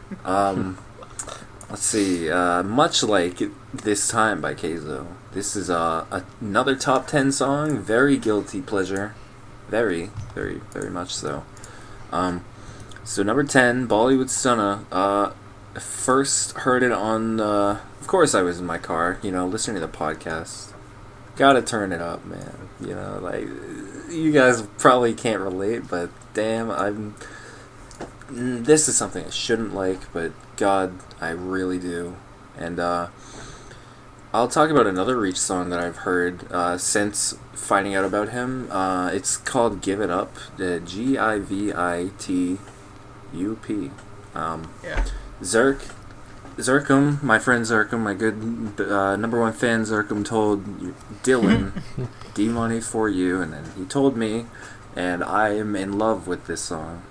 Like, Give It Up by Reach, and I think it's better than Bollywood Stunner. You guys won't agree, like, you probably think it's all bad, but that's fine. You guys have your onions. The Well, they can't get worse. Yes, it's got those sphere vocals. But anyway, back to Bollywood Stunner. This is, like, great cover art, too. I gotta say, great cover art. It's really cool. But this is some, like, really experimental, like, glitchy stuff that I guess I just have a thing for. It's like, oh man, I'm so happy that we got a preview of more Reach. just because I'm like, I really hope he continues with this style. Like, for me anyway, this is just something I can really get into. So cool. Yep, defending my honor. Alright. Number 10. You all had it 29, 30, and 31. Yeah. Let's just ignore the fact that he's factually incorrect with his opinion and Onion. move on. With his Yeah, onion. it's onion. Yeah. Gonna defend my onion. Yeah. Move That Body by Pegboard Nerds and Quiet Disorder. Yeah. You get to start off this one, Aaron. Alright, so I probably have this the highest out of any of you guys. I have it at number 6. I don't know, man. This is a really cool track to me. The drop is really cool. I am becoming more of a fan of bass house as I listen to it. Just the vocals I think are really cool. The only thing I really don't like about this is the cover art. I don't really like the cover art, but this is a really cool track, really cool drop. I didn't really like Go Berserk, which is the other Pegboard Nerds and Quiet Disorder collab that they did on the Nerds by Nature EP. I wasn't as big of a fan of that as most people were, but I am more of a fan of Move That Body than most other people have been. So yeah, that's my number 6. Ethan, do you agree with Aaron? No. Aw. Not as much. I mean, I like the song, I'll be honest. It's cool. It's in my range where it's one of those songs where I like. It's near the back though, so 21. I don't like it as much as Go Berserk. Yeah. Right. That's but how most people feel. yeah, I'm surprised though, because I know Go Berserk was pretty controversial, at least for MC reviews anyway, because I was there when they talked about that. But anyway, Move That Body, the cover art is not good, and Yeah. We can agree on that. don't like the cover art. Production though is really cool. Like that first drop, it's got like a 3/4 type signature feel, and then it's like it has like a few beats, and then it's like a short pause, and then it goes back, and I think that's a really cool thing. And then I think it's got a cool trap section too, which is really nice. So 21, I like it. Okay. Cad? So, Bollywood Stunner was my 31. This is my 30. So, Ooh. only went up from one spot. There's one thing I have to say about it is that when it comes to PBN songs, there's just, it's going to be better if you listen to it live. Or like on set. Because, and I feel like this goes right in with it, where if you're just listening to it like at home or something, it's not going to sound quite as good. And that kind of goes for me, and yeah, kind of why I don't like it as much. Yeah. The hell was that? I have no I heard a clue. noise. Yeah, I'm gonna piggyback off of what you said. I have it at number 29. Come on, guys. Before this song, there's only one original, like, not remixed bass house song on the label that I didn't really like. That one being Strung Out by Rootkit. And this is number 2. Because, I don't know, Pegboard Nerds have made some really good bass house. I really liked both Get On Up and Heartbit. Heartbit I thought was their best song all of last year. But this, it's a little screechy for me. There are cool parts. The trap part is kind of cool. The beginning of the second drop is really cool. But the vocals I don't like at all. I don't like that super high pitched. I didn't like it in Voodoo. I didn't like it here. And the main lead in the drop is I'm not a huge fan of. So it's not a horrible song, but it's kind of continuing my opinion on the Pegboard Nerds not being as good as they once were. Which I know is probably annoying to people who disagree with that, but it's not just a dubstep problem, apparently. It's just Pegboard Nerds making songs that aren't for me problem. Yep. So, whatever. Let's be more positive. So, this is a song I imagine we're all going to have pretty high. I know 3 of us have it very high. By the way, we're in the last 10 songs, and Final I would stretch. say I really like 8 of these 10 songs, and the other 2 are pretty good too. All of these are in my top 20. So the first one, Wow. it's the single, the only YouTube release from the Illuminate EP by Doomoo. It is Illuminate featuring Slyleaf. Yes. Who, yeah, this is my number 6 song with amazing vocals on this compilation album. It's some sort of chill out, and Ethan can start us off. All right. So I've got this song at number 2 overall. Hey. Yeah. I was like, this is probably something else I don't usually like, just because it doesn't have a like a drop technically. I guess it kind of does, but it's like it's very relaxed and chilled, which is kind of what I guess Doomoo goes for, I guess, in most of the songs. Yeah, but like this isn't the kind of guilty pleasure stuff that that Bollywood Sona and This Time are, obviously, but this is a different kind of guilty pleasure where it's a very nice, like, it's not a guilty pleasure. It's like, if you guys know what I mean, like, I can't word it. It's something you wouldn't otherwise listen to that you got introduced to and you really like. Yeah, basically. it's like Okay. it's very nice, beautiful vocals by Slyleaf, and just a nice story. Like, especially with the little vocal samples in after the first in quotations drop. Yeah, that's really cool. And then the acoustic guitar. It's all wonderful stuff. I love it, man. Wonderful stuff. It's All right, great. Kad? Oh, all right. I'll go next. I have it number 7. It was number 2 for a very, very, very long time, and I'm disappointed that's not anymore number 2. But there were a couple songs that came out near the end, 3 of them specifically that went ahead of it. Spectrum came out, which went ahead of it, and it also got passed up by Everything Black. But this song, vocals are really nice. Slyleaf is a very good vocalist. Glad to see her on Monstercat. Doomoo's production is great. That little mid section in between the first vocal section and the second vocal section, where it's just got the acoustic guitar and that like almost island type percussion. Like, you guys know what I'm talking about. That section is just pure bliss for me. Absolutely beautiful stuff. And overall, I just really like this song. Kad, are you there? All right, Aaron. All right, your turn. So I have this at number 14. I think that I would have much preferred if some of the other tracks on the EP got the release, like Recovery or For Her. Oh my god, Recovery is so good. Yeah, I think if one of those were to be the upload instead of Illuminate, it probably would have been top 5 maybe material. But I'm still happy that Illuminate was the upload. It's probably the most community friendly track on the EP because it's got the vocals and it's just more traditional to what we see on Monstercat, because we don't see that much chill out on Monstercat really. But the whole EP was beautiful. Illuminate was my 3rd favorite track, but it's still really good. Vocals are beautiful. You guys pretty much summed it up. I don't really like it as much as you guys do, but I like it for the same reasons that you guys like it, but I don't really like it as much for those reasons, if that makes any sense, So wait, what spot did you have it at, sorry? 14. Oh, okay.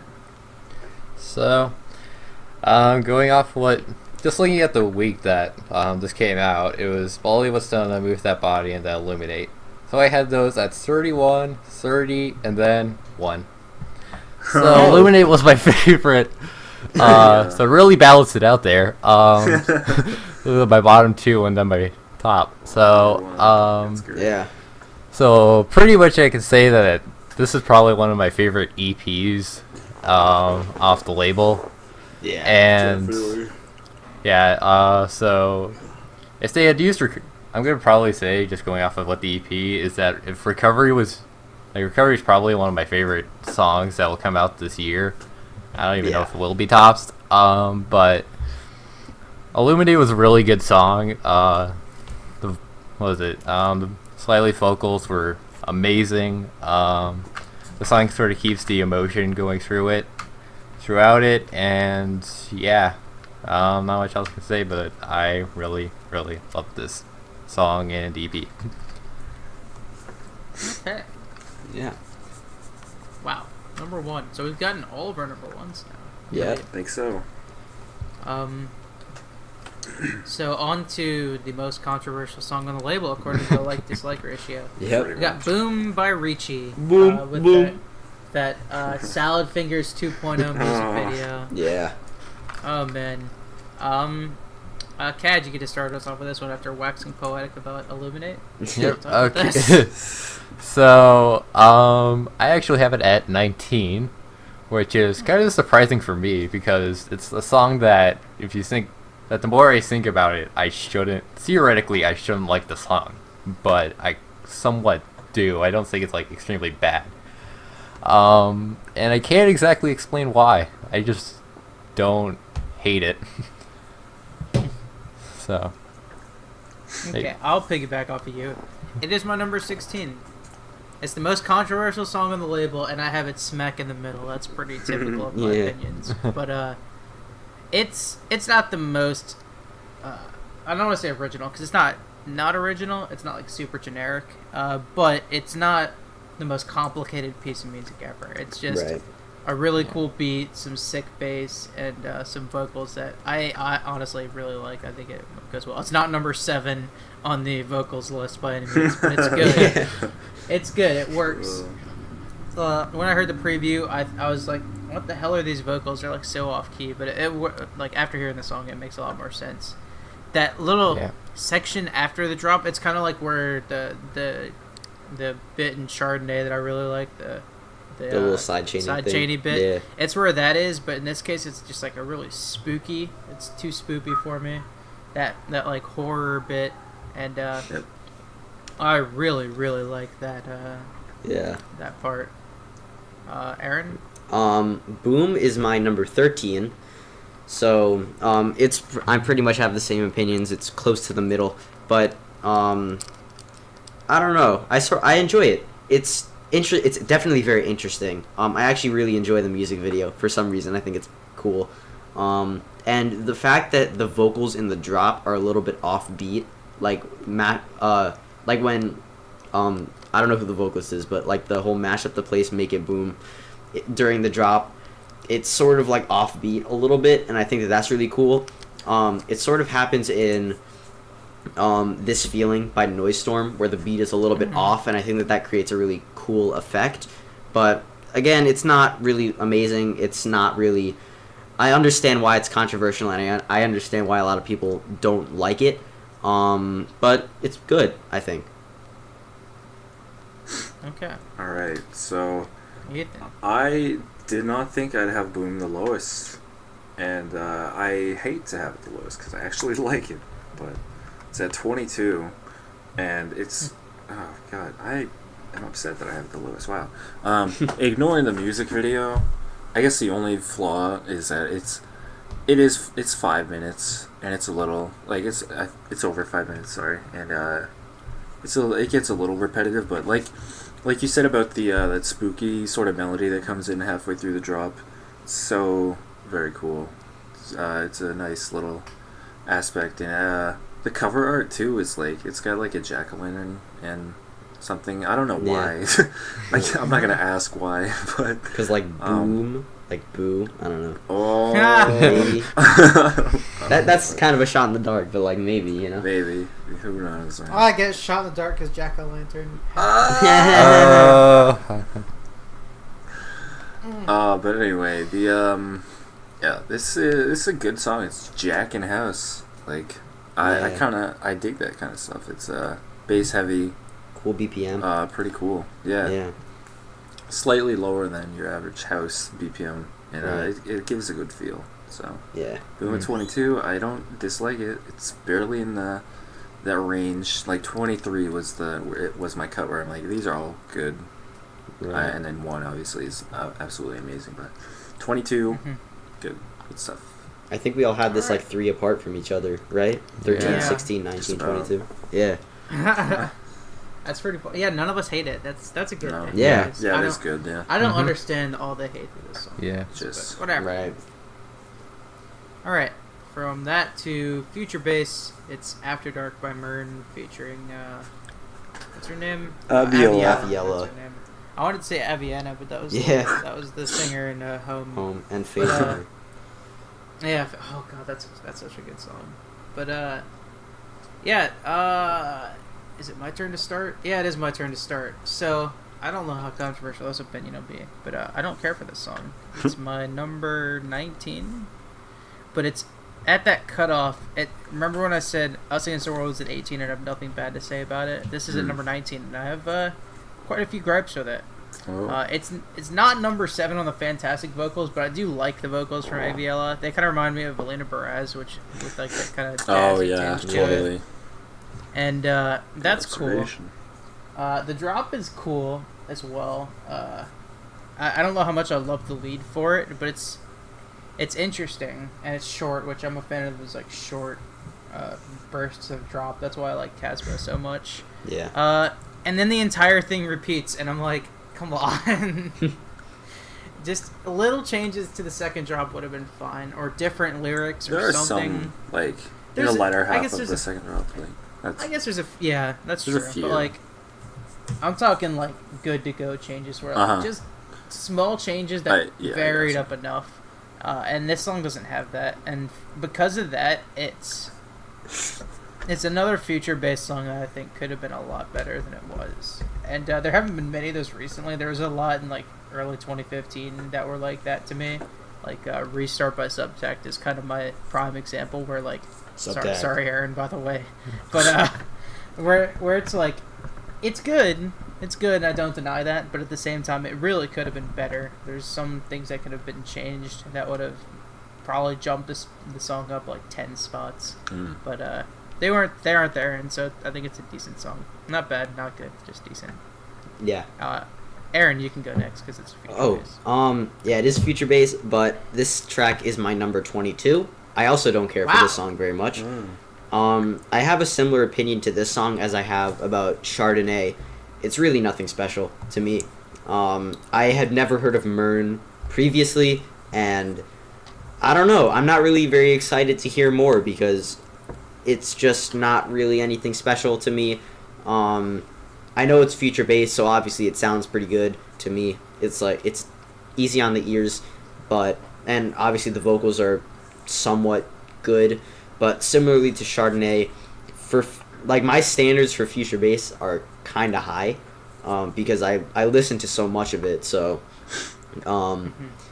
when a future bass song comes out that's like not so good, it's sort of hard for me to enjoy it, and it's that's why it's hard for me to put this in even the top 20, because it's just really not that special to me. I remember seeing your month review and seeing that you didn't like it. I was like, wait, what? Yeah. And I remember you saying the exact same thing about Mern, and then I completely forgot about that until just now, and I remembered it because what you said about Mern. But I totally agree. Yeah. I'm not... Yeah. I don't know. Maybe the next song will be better. I'm not sure. Right. It'll I mean, you can go next. yeah. After Aaron finishes up his thought, I'm sorry. Oh, no, that's fine. I just said that it's cool. Hopefully Mern, like, basically all I want to say is that I hope Mern, like, sort of brings something that's decent, you know? That's really all I had to say.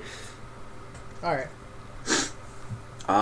Well, speaking of decent, I think he definitely brought that here. He, production-wise, like, this is, I think this is good stuff. Like, I love what he does with the melody and the drop. It's kind of, it's a little all over the place, but I kind of dig that.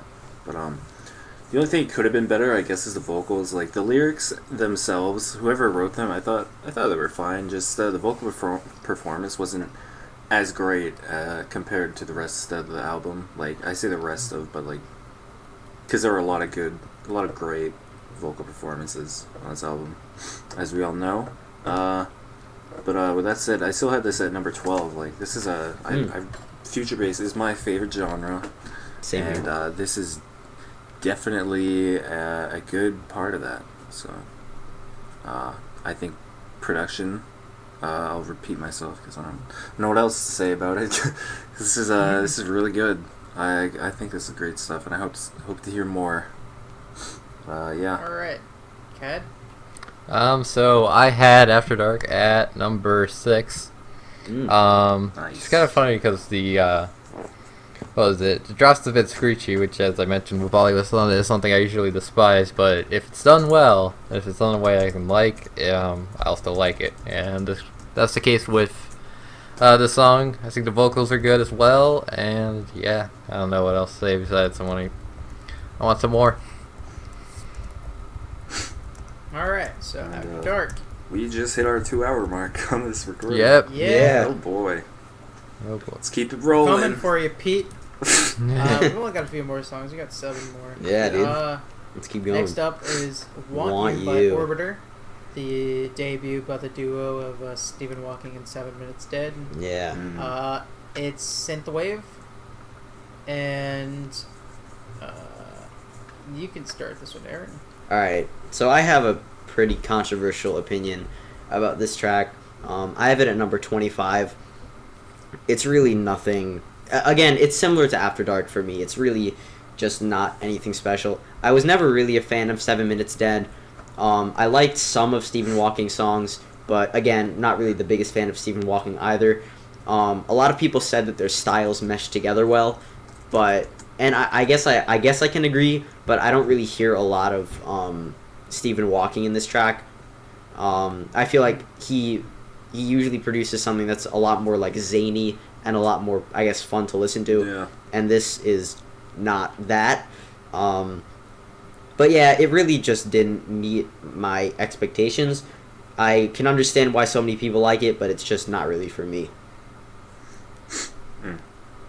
Sorry, I missed what spot you had it at. 25. Oh wow. That's a controversial opinion, all right. Yeah. I'd say so. Yeah. Ked? So I had it at number 11, and that to say that the sort of collab alias, something I'm definitely gonna like. More on as more comes out. I think they said there's an EP coming out for Orbiter, which is something I definitely want to listen to when that comes out. And yeah, I really see Want You as just sort of more like a teaser as to what their style's gonna be like. Yeah. And maybe. Yeah, like what's to come. And yeah, I still like it. So yep. I have it at number 6. Maybe I overranked it. I don't know. Because I could definitely see Illuminate or Neos or the number 8 that we have not gotten to yet being above it. But I like the vocals. I don't know if Stephen Hawking has ever used vocals like this, but it sounds like what I would think a vocalist in a Stephen Hawking song would sound like. Yeah. And I would like that.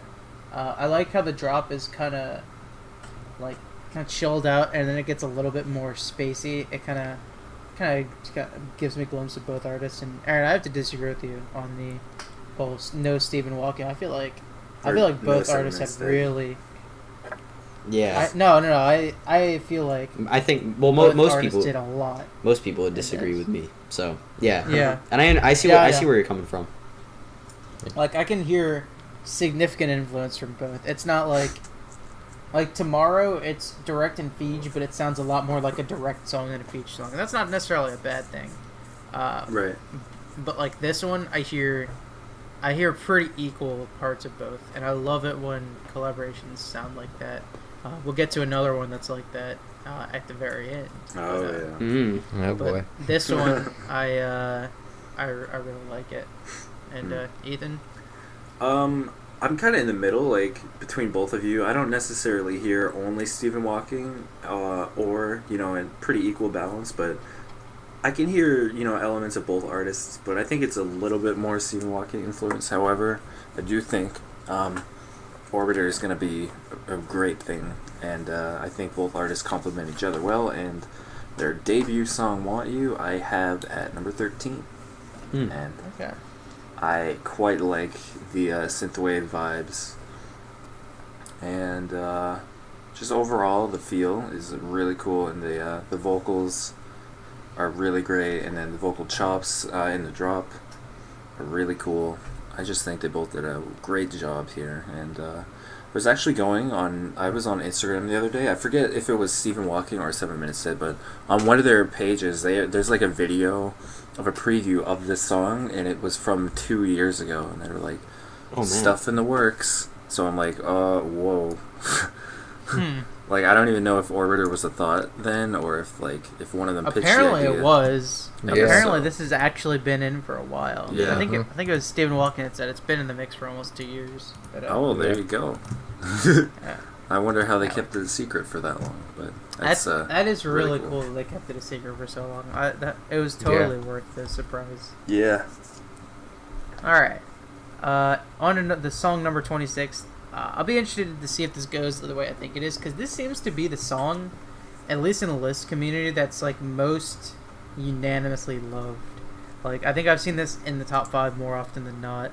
This is Levitate by Rootkit featuring Tyler Maurer. Yeah. I think the only person that doesn't like this song that I've seen is Corbin, because he doesn't like any Rootkit, basically, especially his house. I feel like if Corbin could put everything at 31, he would.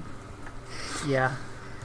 Ethan, you get to start us off here. Well, speaking of top 5, it just barely makes it. Number 5, Levitate. I probably shouldn't compare it to Good to Go. That's the cheap way to do it. But I'll be cheap and say I don't like it quite as much as Good to Go. But however, I do think the vocals are a little bit better. I can get into them a little bit more, and I didn't think anything would ever be too glitchy for me. But it's I guess. The only I'm not gonna say flaw, but the only thing I think could have been done a little bit better would be some of the sound design in the drops. I can't quite get into it as much as I can Good to Go, but the way he uses pauses, I say he is in Rootkit, like the way Rootkit uses certain like silence bits and just pauses in between certain parts of the drops are really cool. When you said little changes earlier, he changes it up in terms of those pauses. In the second drop, they're a little bit differently spaced out. And then, even when that second drop starts to end, it like quickly goes back into a build-up and then plays that first drop again, which is really cool. So I haven't heard anything like that in any song, I don't think, so it's definitely really cool. I always love me some Rootkit. Deep House, even if this is like practically electro, but still really cool. Number 5. Number 5. I have it top 5 as well. I have it number 3. My comparison to this is actually not Good to Go, but rather I would say it's more similar to Strung Out. Oh yeah. But way better. Yeah. It's got a glitchy. I'm definitely in the minority on my Strung Out opinion, but I'm in the majority here. I can definitely hear influences from that, and this is my number 8 song with a fantastic vocal performance. Tyler Maurer, once again, he killed it in Good to Go. Yeah. I don't like the lyrics as much here, but I think he does a good job with it. Because my biggest criticism with both Strung Out and Concrete Jungle were the vocals from Peakeys. I don't think they fit well, but Tyler Maurer's pitched down vocals are like pretty much perfect for what Rootkit's going for. And I just really like this song. Kad? Oh boy. So first start off, I probably say that over time I definitely see Levitate going up on my list from where it is now by a couple positions. But I have it at number 21. So yeah. Controversial. Yeah, it's controversial. I don't know what to say besides I'm not a huge fan of it. I do like I know it's kind of cheap to compare this to Good to Go, but I do like Good to Go just a bit more. I don't know why. I just don't like the glitchiness as much in Levitate, and I think the vocals are just a bit better in there. But yeah, I can definitely see myself moving it up though a bit more as time goes on. Okay. All right, so I'm gonna redeem myself a little bit from Want You. Levitate is my number 9. It's okay. I mean, like obviously it's not as good as Good to Go, but I have to agree with what you said. I think Ethan about how stuttery or how like the pauses and the stutteriness that Rootkit uses in this track really works. I really like stutteriness. I really like glitchiness in music. Yeah. Honestly, I don't know why I like Good to Go more than this, because this is a lot more glitchy and a lot more stuttery than Good to Go. But I don't know. It might just be because there's no like cash in this one, but obviously Tyler Moore's vocals are great. I really have no reason for not liking this as much as some of the other tracks on here. Like, in concept, it should be like one of my favorites because just like the stutteriness, glitchiness, obviously it's some of my favorite aspects in EDM, so I don't really know why I had to put this lower than some of the other tracks, but yeah, it's my number 9. So still pretty good. Still very good, actually. Okay. So that's Levitate. Next up is Sweet by Unlike Pluto featuring Mr. Blonde. And Cad, you get to start us off here. Okay, so... Oh, man. Gabe. So I had it at number 17, and it kind of goes back to what Ethan said about Everything Black, is that it was kind of a repetitive song when it comes to the drop. How it's pretty much unchanged between the 3 drops it had, and the vocals are okay, the lyrics are sort of meh, I don't really know what's all about, but yeah, it's just nothing really extremely terrible about it, but nothing to make me put it higher. Okay. I'll go next because I have a number 15, pretty similar to you. I really enjoyed this song though. Yeah. And the reason for that is not like the actual instrumental performance isn't phenomenal. The lyrics, there's been a lot said about it. I don't hate them, but they're not great. This is my number 9 song though, with a really good vocal performance, because I think Mr. Blonde totally encapsulates. I totally butchered that.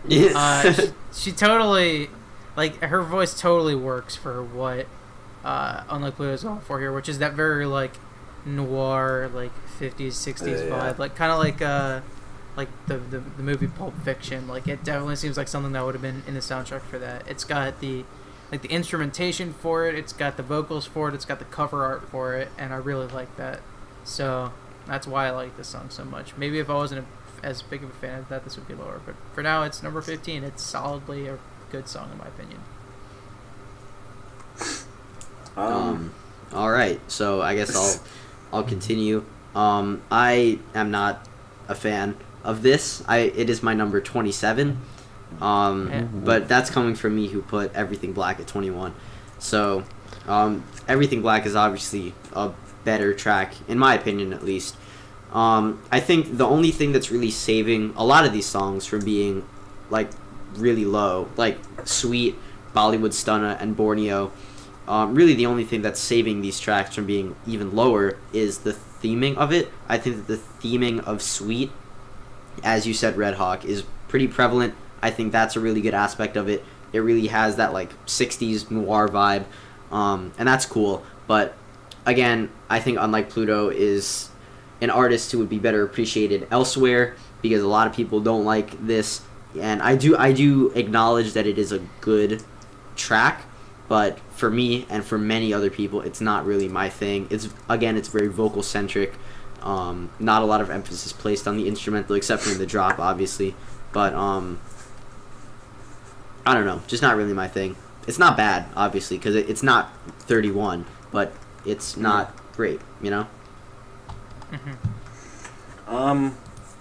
Alright, well, let's see, where did I have it? I had it at, had Sweet at number 19, which was one place higher than Everything Black, which was at 20, but, when you say, Unlike Pluto would be appreciated better elsewhere, I might kind of have to disagree with you, just, I'm gonna back that up with Everything Black having the most views out of any song on this album. Right. And it was the 14th song. And I think a lot of people can get into his kind of music. Like, I know I can, even though he's got the repetitive drops that don't change at all. Like, I know both the songs on this album, Everything Black and Sweet, I think both had 3 drops that didn't change at all. But it's okay, just because I I like the drops as they are, and I definitely like the storyline of the song, like the way it's themed, like you guys said. It's definitely cool, something very different. And yeah, unlike Pluto's always got those really cool instrumentals, like very jazz influenced and that sort of feel. So yeah, definitely like it. All right, that's sweet, pretty sweet. Yeah, Pretty sweet. Bass Drop by Zero Hero, the alias with Stonebank and Darren Styles. Controversial one, this one. It's A little bit. It's some sort of hardcore. I've heard psycore as a thing. I'm not quite sure, but this is a song that a lot of people seem to dislike. I get to go first, though, and I get to say that I have it at number 20. I don't love it, but it's good, in my opinion. That bass is really cool, in my opinion. The beat, if it was like not hardcore, if it was maybe slower or like with a D&B beat or something, I think I'd like it more. But the off-drop parts of these aren't great. The drop it's probably my guilty pleasure of the album, I would say, where I can just enjoy listening to it. I'm not sure why. Yeah, Gabe is happy that I'm defending it because me and him seem to be the only people on the planet that enjoy this song. Well, I can't wait to talk about it then. Okay, Aaron? Yeah, I'm not the biggest fan of this. It's my number 28. Really, the reason why I put this really low is because of how disappointing it was. Like, to see the fact that Stonebank and Darren Styles, who made probably my two favorite happy hardcore tracks of all time, The Pressure and Us Against the World, I was really excited for this, and it sort of just let me down. It's totally unlike what made those two songs really good. Like, what I think made The Pressure and Us Against the World so good for me are the vocals and the melody, and I feel like this track had neither of those, but it obviously, again, just like Sweet, it's not number 31, it's not bad, and I understand why people like it, and I also definitely understand why people dislike it, but again, not my thing. Okay, I just want to clarify, I had it at number 21. I think that's the first time I've messed up, but I forgot that everything shifted back when Spectrum and Unity existed. Oh, right. Yeah. Oh, yeah. I think I've messed up in my list too, because there was a few points early on where I had moved, like, I know Borneo I had moved up a little bit, but that was like a third of the way into the into the ranking. So I probably said a song at one number and then another song at the same number. So oh well. Yeah. All right. Anyway, so Bass Drop, I had it at number 30. The only good part about the song, in my opinion, was the that trap bridge between the first drops. Like, it was shortly after the first drop. That part's definitely really cool, and you got that vocal sample that's like "whoo" in it. I think that's cool. I know, a nice imitation, right? Yeah, thanks. It's pretty good. Not as good as the My Sugar Rush. Yeah, no. Yeah. Oh wait, that was terrible. Yeah. I can't do it. I had to listen to it. And then It was a valiant effort. second drop, you've got a nice switch to 3/4, which is always cool. I like some 3/4. There's a lot of cool switch ups in this album in terms of songs. Like, yeah, but still, this is 30. I don't like the primary drops, like that first drop. I'm just like, I was very underwhelmed, and this would be 31 if it weren't for that trap part in between. So yeah. So, guess me next. So, I have it at 29. Another song that I really a fan I of. know how it feels to be Ethan now. Jeez. So, not much I could say besides there's nothing I really like about this song that I can really think of that's a plus about it. It's kind of underwhelming. I don't know what else to say. Not a fan. All right, that's Bass Drop. Yep. Best name on the label. I mean, it describes the song. I won't deny that. Yep. Yeah, you're right. Yeah. So, Crazy by Tokyo Machine. Tokyo Monster. Tokyo Monster. Back at it again. Yeah. All right, Aaron, you get to start off with this one. Okay. Like you did with Blast. So Crazy is probably one of the better Tokyo Machine releases in a while. It's my number 12. It's definitely not as good as OK or Party for me, but I think it's better than the rest. It's good.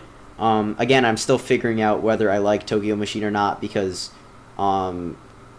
it's just there's like a lot of his music sounds the same, but then again, there's some that I like and then there's some that I don't like. So obviously, there's some stuff that's different about it.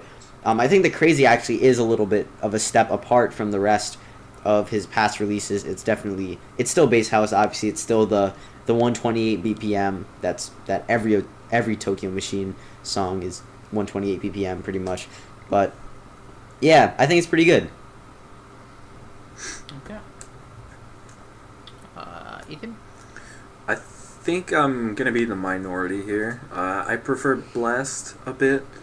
Blast was at 18, so Crazy is just outside of the range where, outside of the range of songs that I think are all good / great / amazing.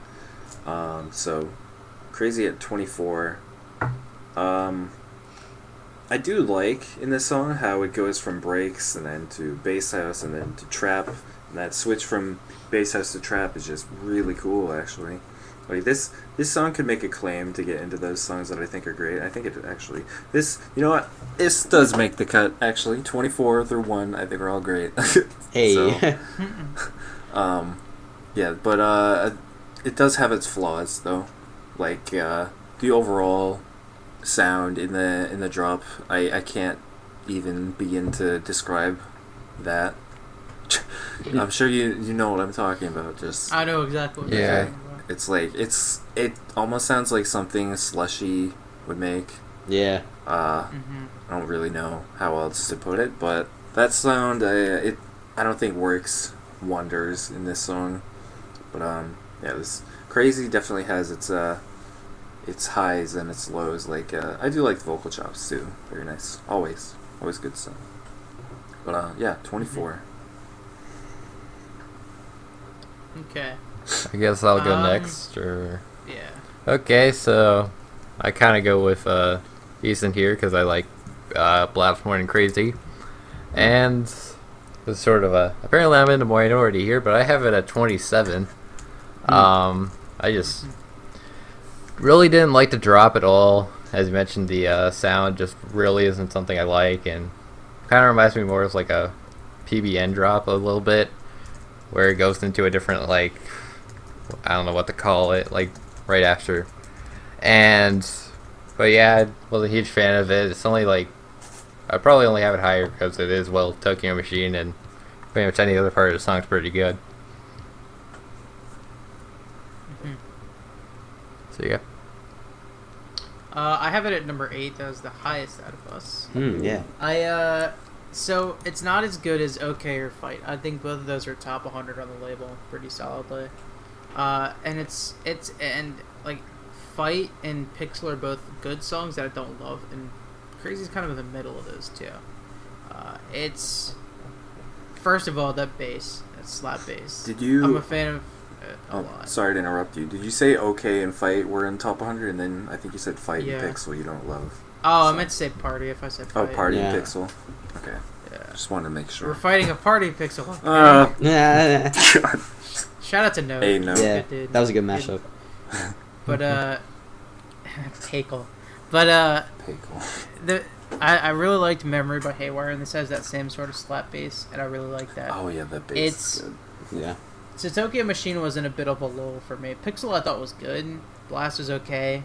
Didn't like fight as much or hype as much. Well, But obviously. I think he's. I was kind of wondering, like, all right, is he getting stale? But my faith in Tokyo Monster has been reaffirmed with this one. It's it's basically the right combination of being different while still retaining that Tokyo Machine. It's not like he went out and did something completely new, like Muzzy did with Outsiders, for example. But at the same time, it's not copy paste from his first 6 songs either, which I appreciate a lot. And, because of that, it makes my top 10. Cool. So that's that. Number 30 song, we've got Andromeda by Mr. Fijiwiji and Exist Strategy. We want to talk about long gaps in between appearances. Last time Exist Strategy made a song on Monstercat was 2013 with Voyager, one of the most underrated songs on Monstercat. That Friends EP. Agreed. That entire EP is fantastic. Yeah. One of the best songs on the label. Yeah, that's a crazy span. Even then, that was only an EP song. Still. Yeah. All right, Ethan, you get to start. Andromeda. All right. This is just outside the top half.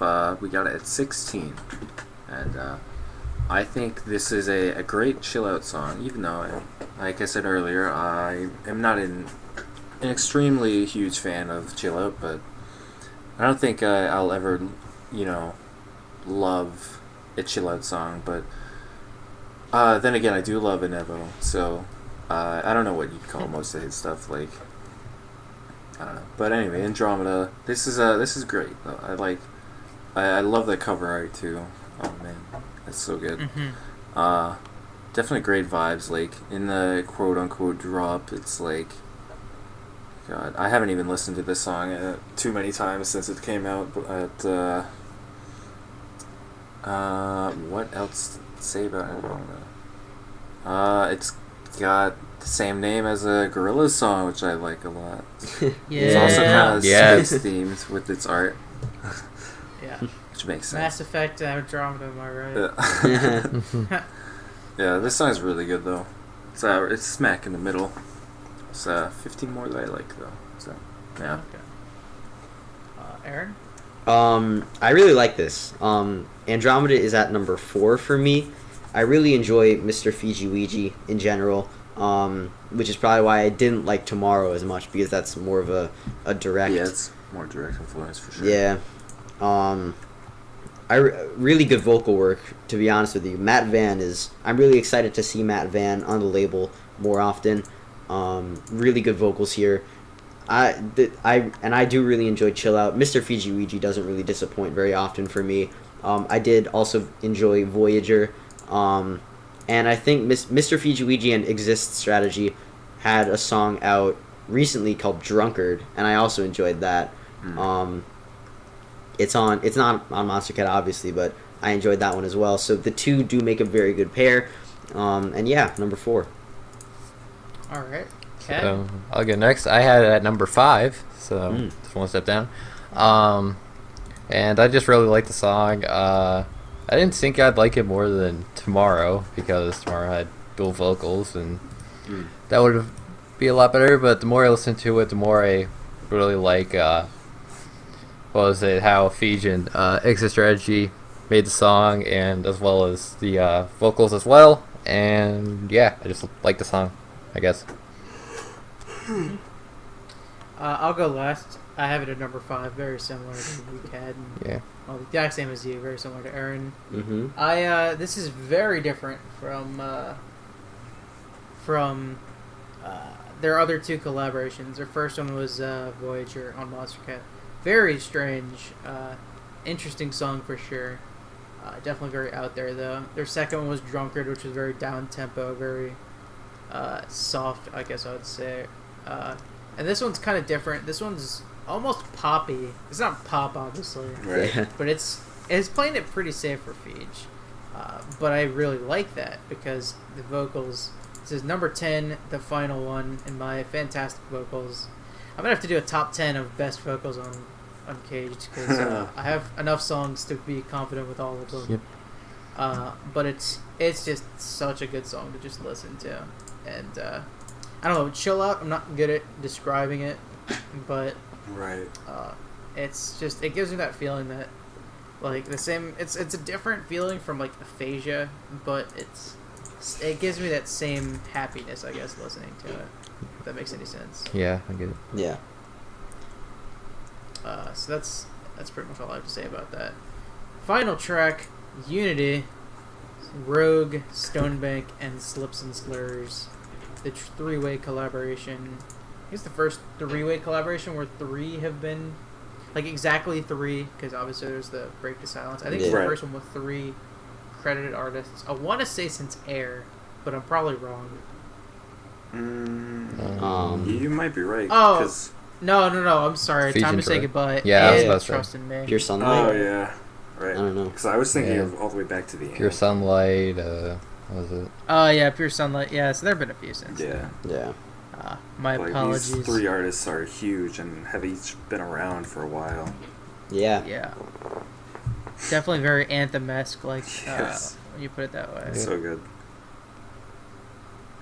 Okay, so Kad, you get to start us off here. Okay, so as I mentioned before, I'm not a huge fan of trap, so you can only imagine where this is gonna fall. Oh no. So yeah. From what I've heard, there's a lot of, it's sort of 50-50 on people who like it and don't like it. And I fall in the 50 that don't, so I have it at number 24. I really think that I forget who said it, I think it might have been like Andrew or somebody who said it would have been really cool to see them do like a different sort of thing besides trap. Like maybe, I don't know what else it would be. But yeah, I mean, my future. Okay. What were you gonna say? I was gonna say they've each made like trap, hybrid trap, and then dubstep too. So Yeah. that's another one they could have gone with. That would have been really cool. So yeah, I would have liked to see them if they did like sort of like an FB or future bass or maybe like lock dubstep. Future Lock dubstep bass. would have been a really good one. Yeah. Mm-hmm. All The right. one genre Stonebank has done. I guess he has done a few, but Yeah. Yeah. Yeah. So, I also have Unity at number 24. I think that, whoa.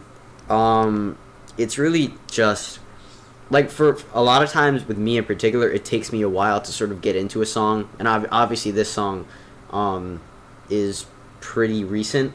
So I might be able to rank it higher with a few more listens, but obviously it's not really, trap, not my favorite genre. I think I like the collab. I think that you can, like, all 3 artists being in one song, you can hear it, but again, trap, not really my thing. Mm-hmm. Aiden? Alright, let me see where I had Unity. I had Unity at a solid 9. I think... I wish I liked this song a little bit more than I do. I guess I could say that about any song. That's kind of a given, but... this has 3 very different drops to accompany the 3 artists that created it. And I think each drop has its own...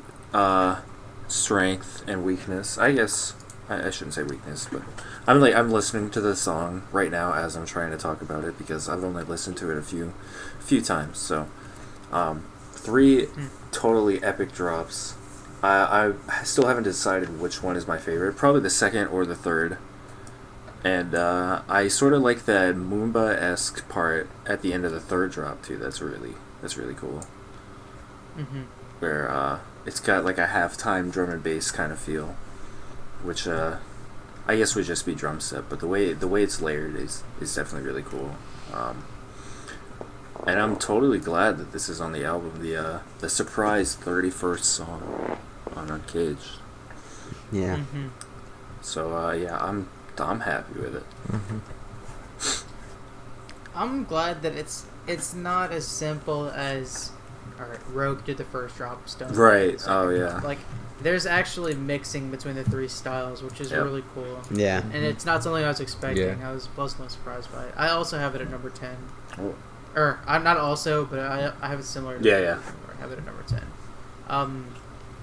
I looked it up. Last time there was 3 artists credited, like, actually as artists, that none of them sang in, like, not a vocal track. Right. Was actually Sweet by AU5 IFE. Oh wow. So That there you song go. is top Dropping 5 K-bombs. all time, man, for me. yeah, I know you're So a big fan good. of that one. Yeah. This one, it's pretty similar. I should like it more than I do, but I still really like it. It's I'll say this for the last time. It's bang material. So, I really don't have much more to say about this one either. It's just a really good one. You guys have pretty much said everything. Oh, I will say the off-drop, like, Rogue melodies, I guess. I don't know if it's just Rogue that made it, but it kind of reminds me of that. Those are really cool. Yeah. It's not just all about the drops in this song. Yep. But yeah, that's it. Cool. That's the 31 right songs back. and Yep. Great. our full opinions on them, our onions, if you will. Yeah. So, just as a whole, I guess we can kind of sum up how we thought about the album. It's weaker than 29 and 30 to me, not because of the songs at the top, but rather the songs at the bottom. I'm not a huge fan of. Specifically, that bottom 4 is 4 songs I don't particularly enjoy. And because of that, I'd say it's the weakest since 28. But that top half is pretty damn good, I would say. Forever getting interrupted. Okay, I'm back. All right, Aaron?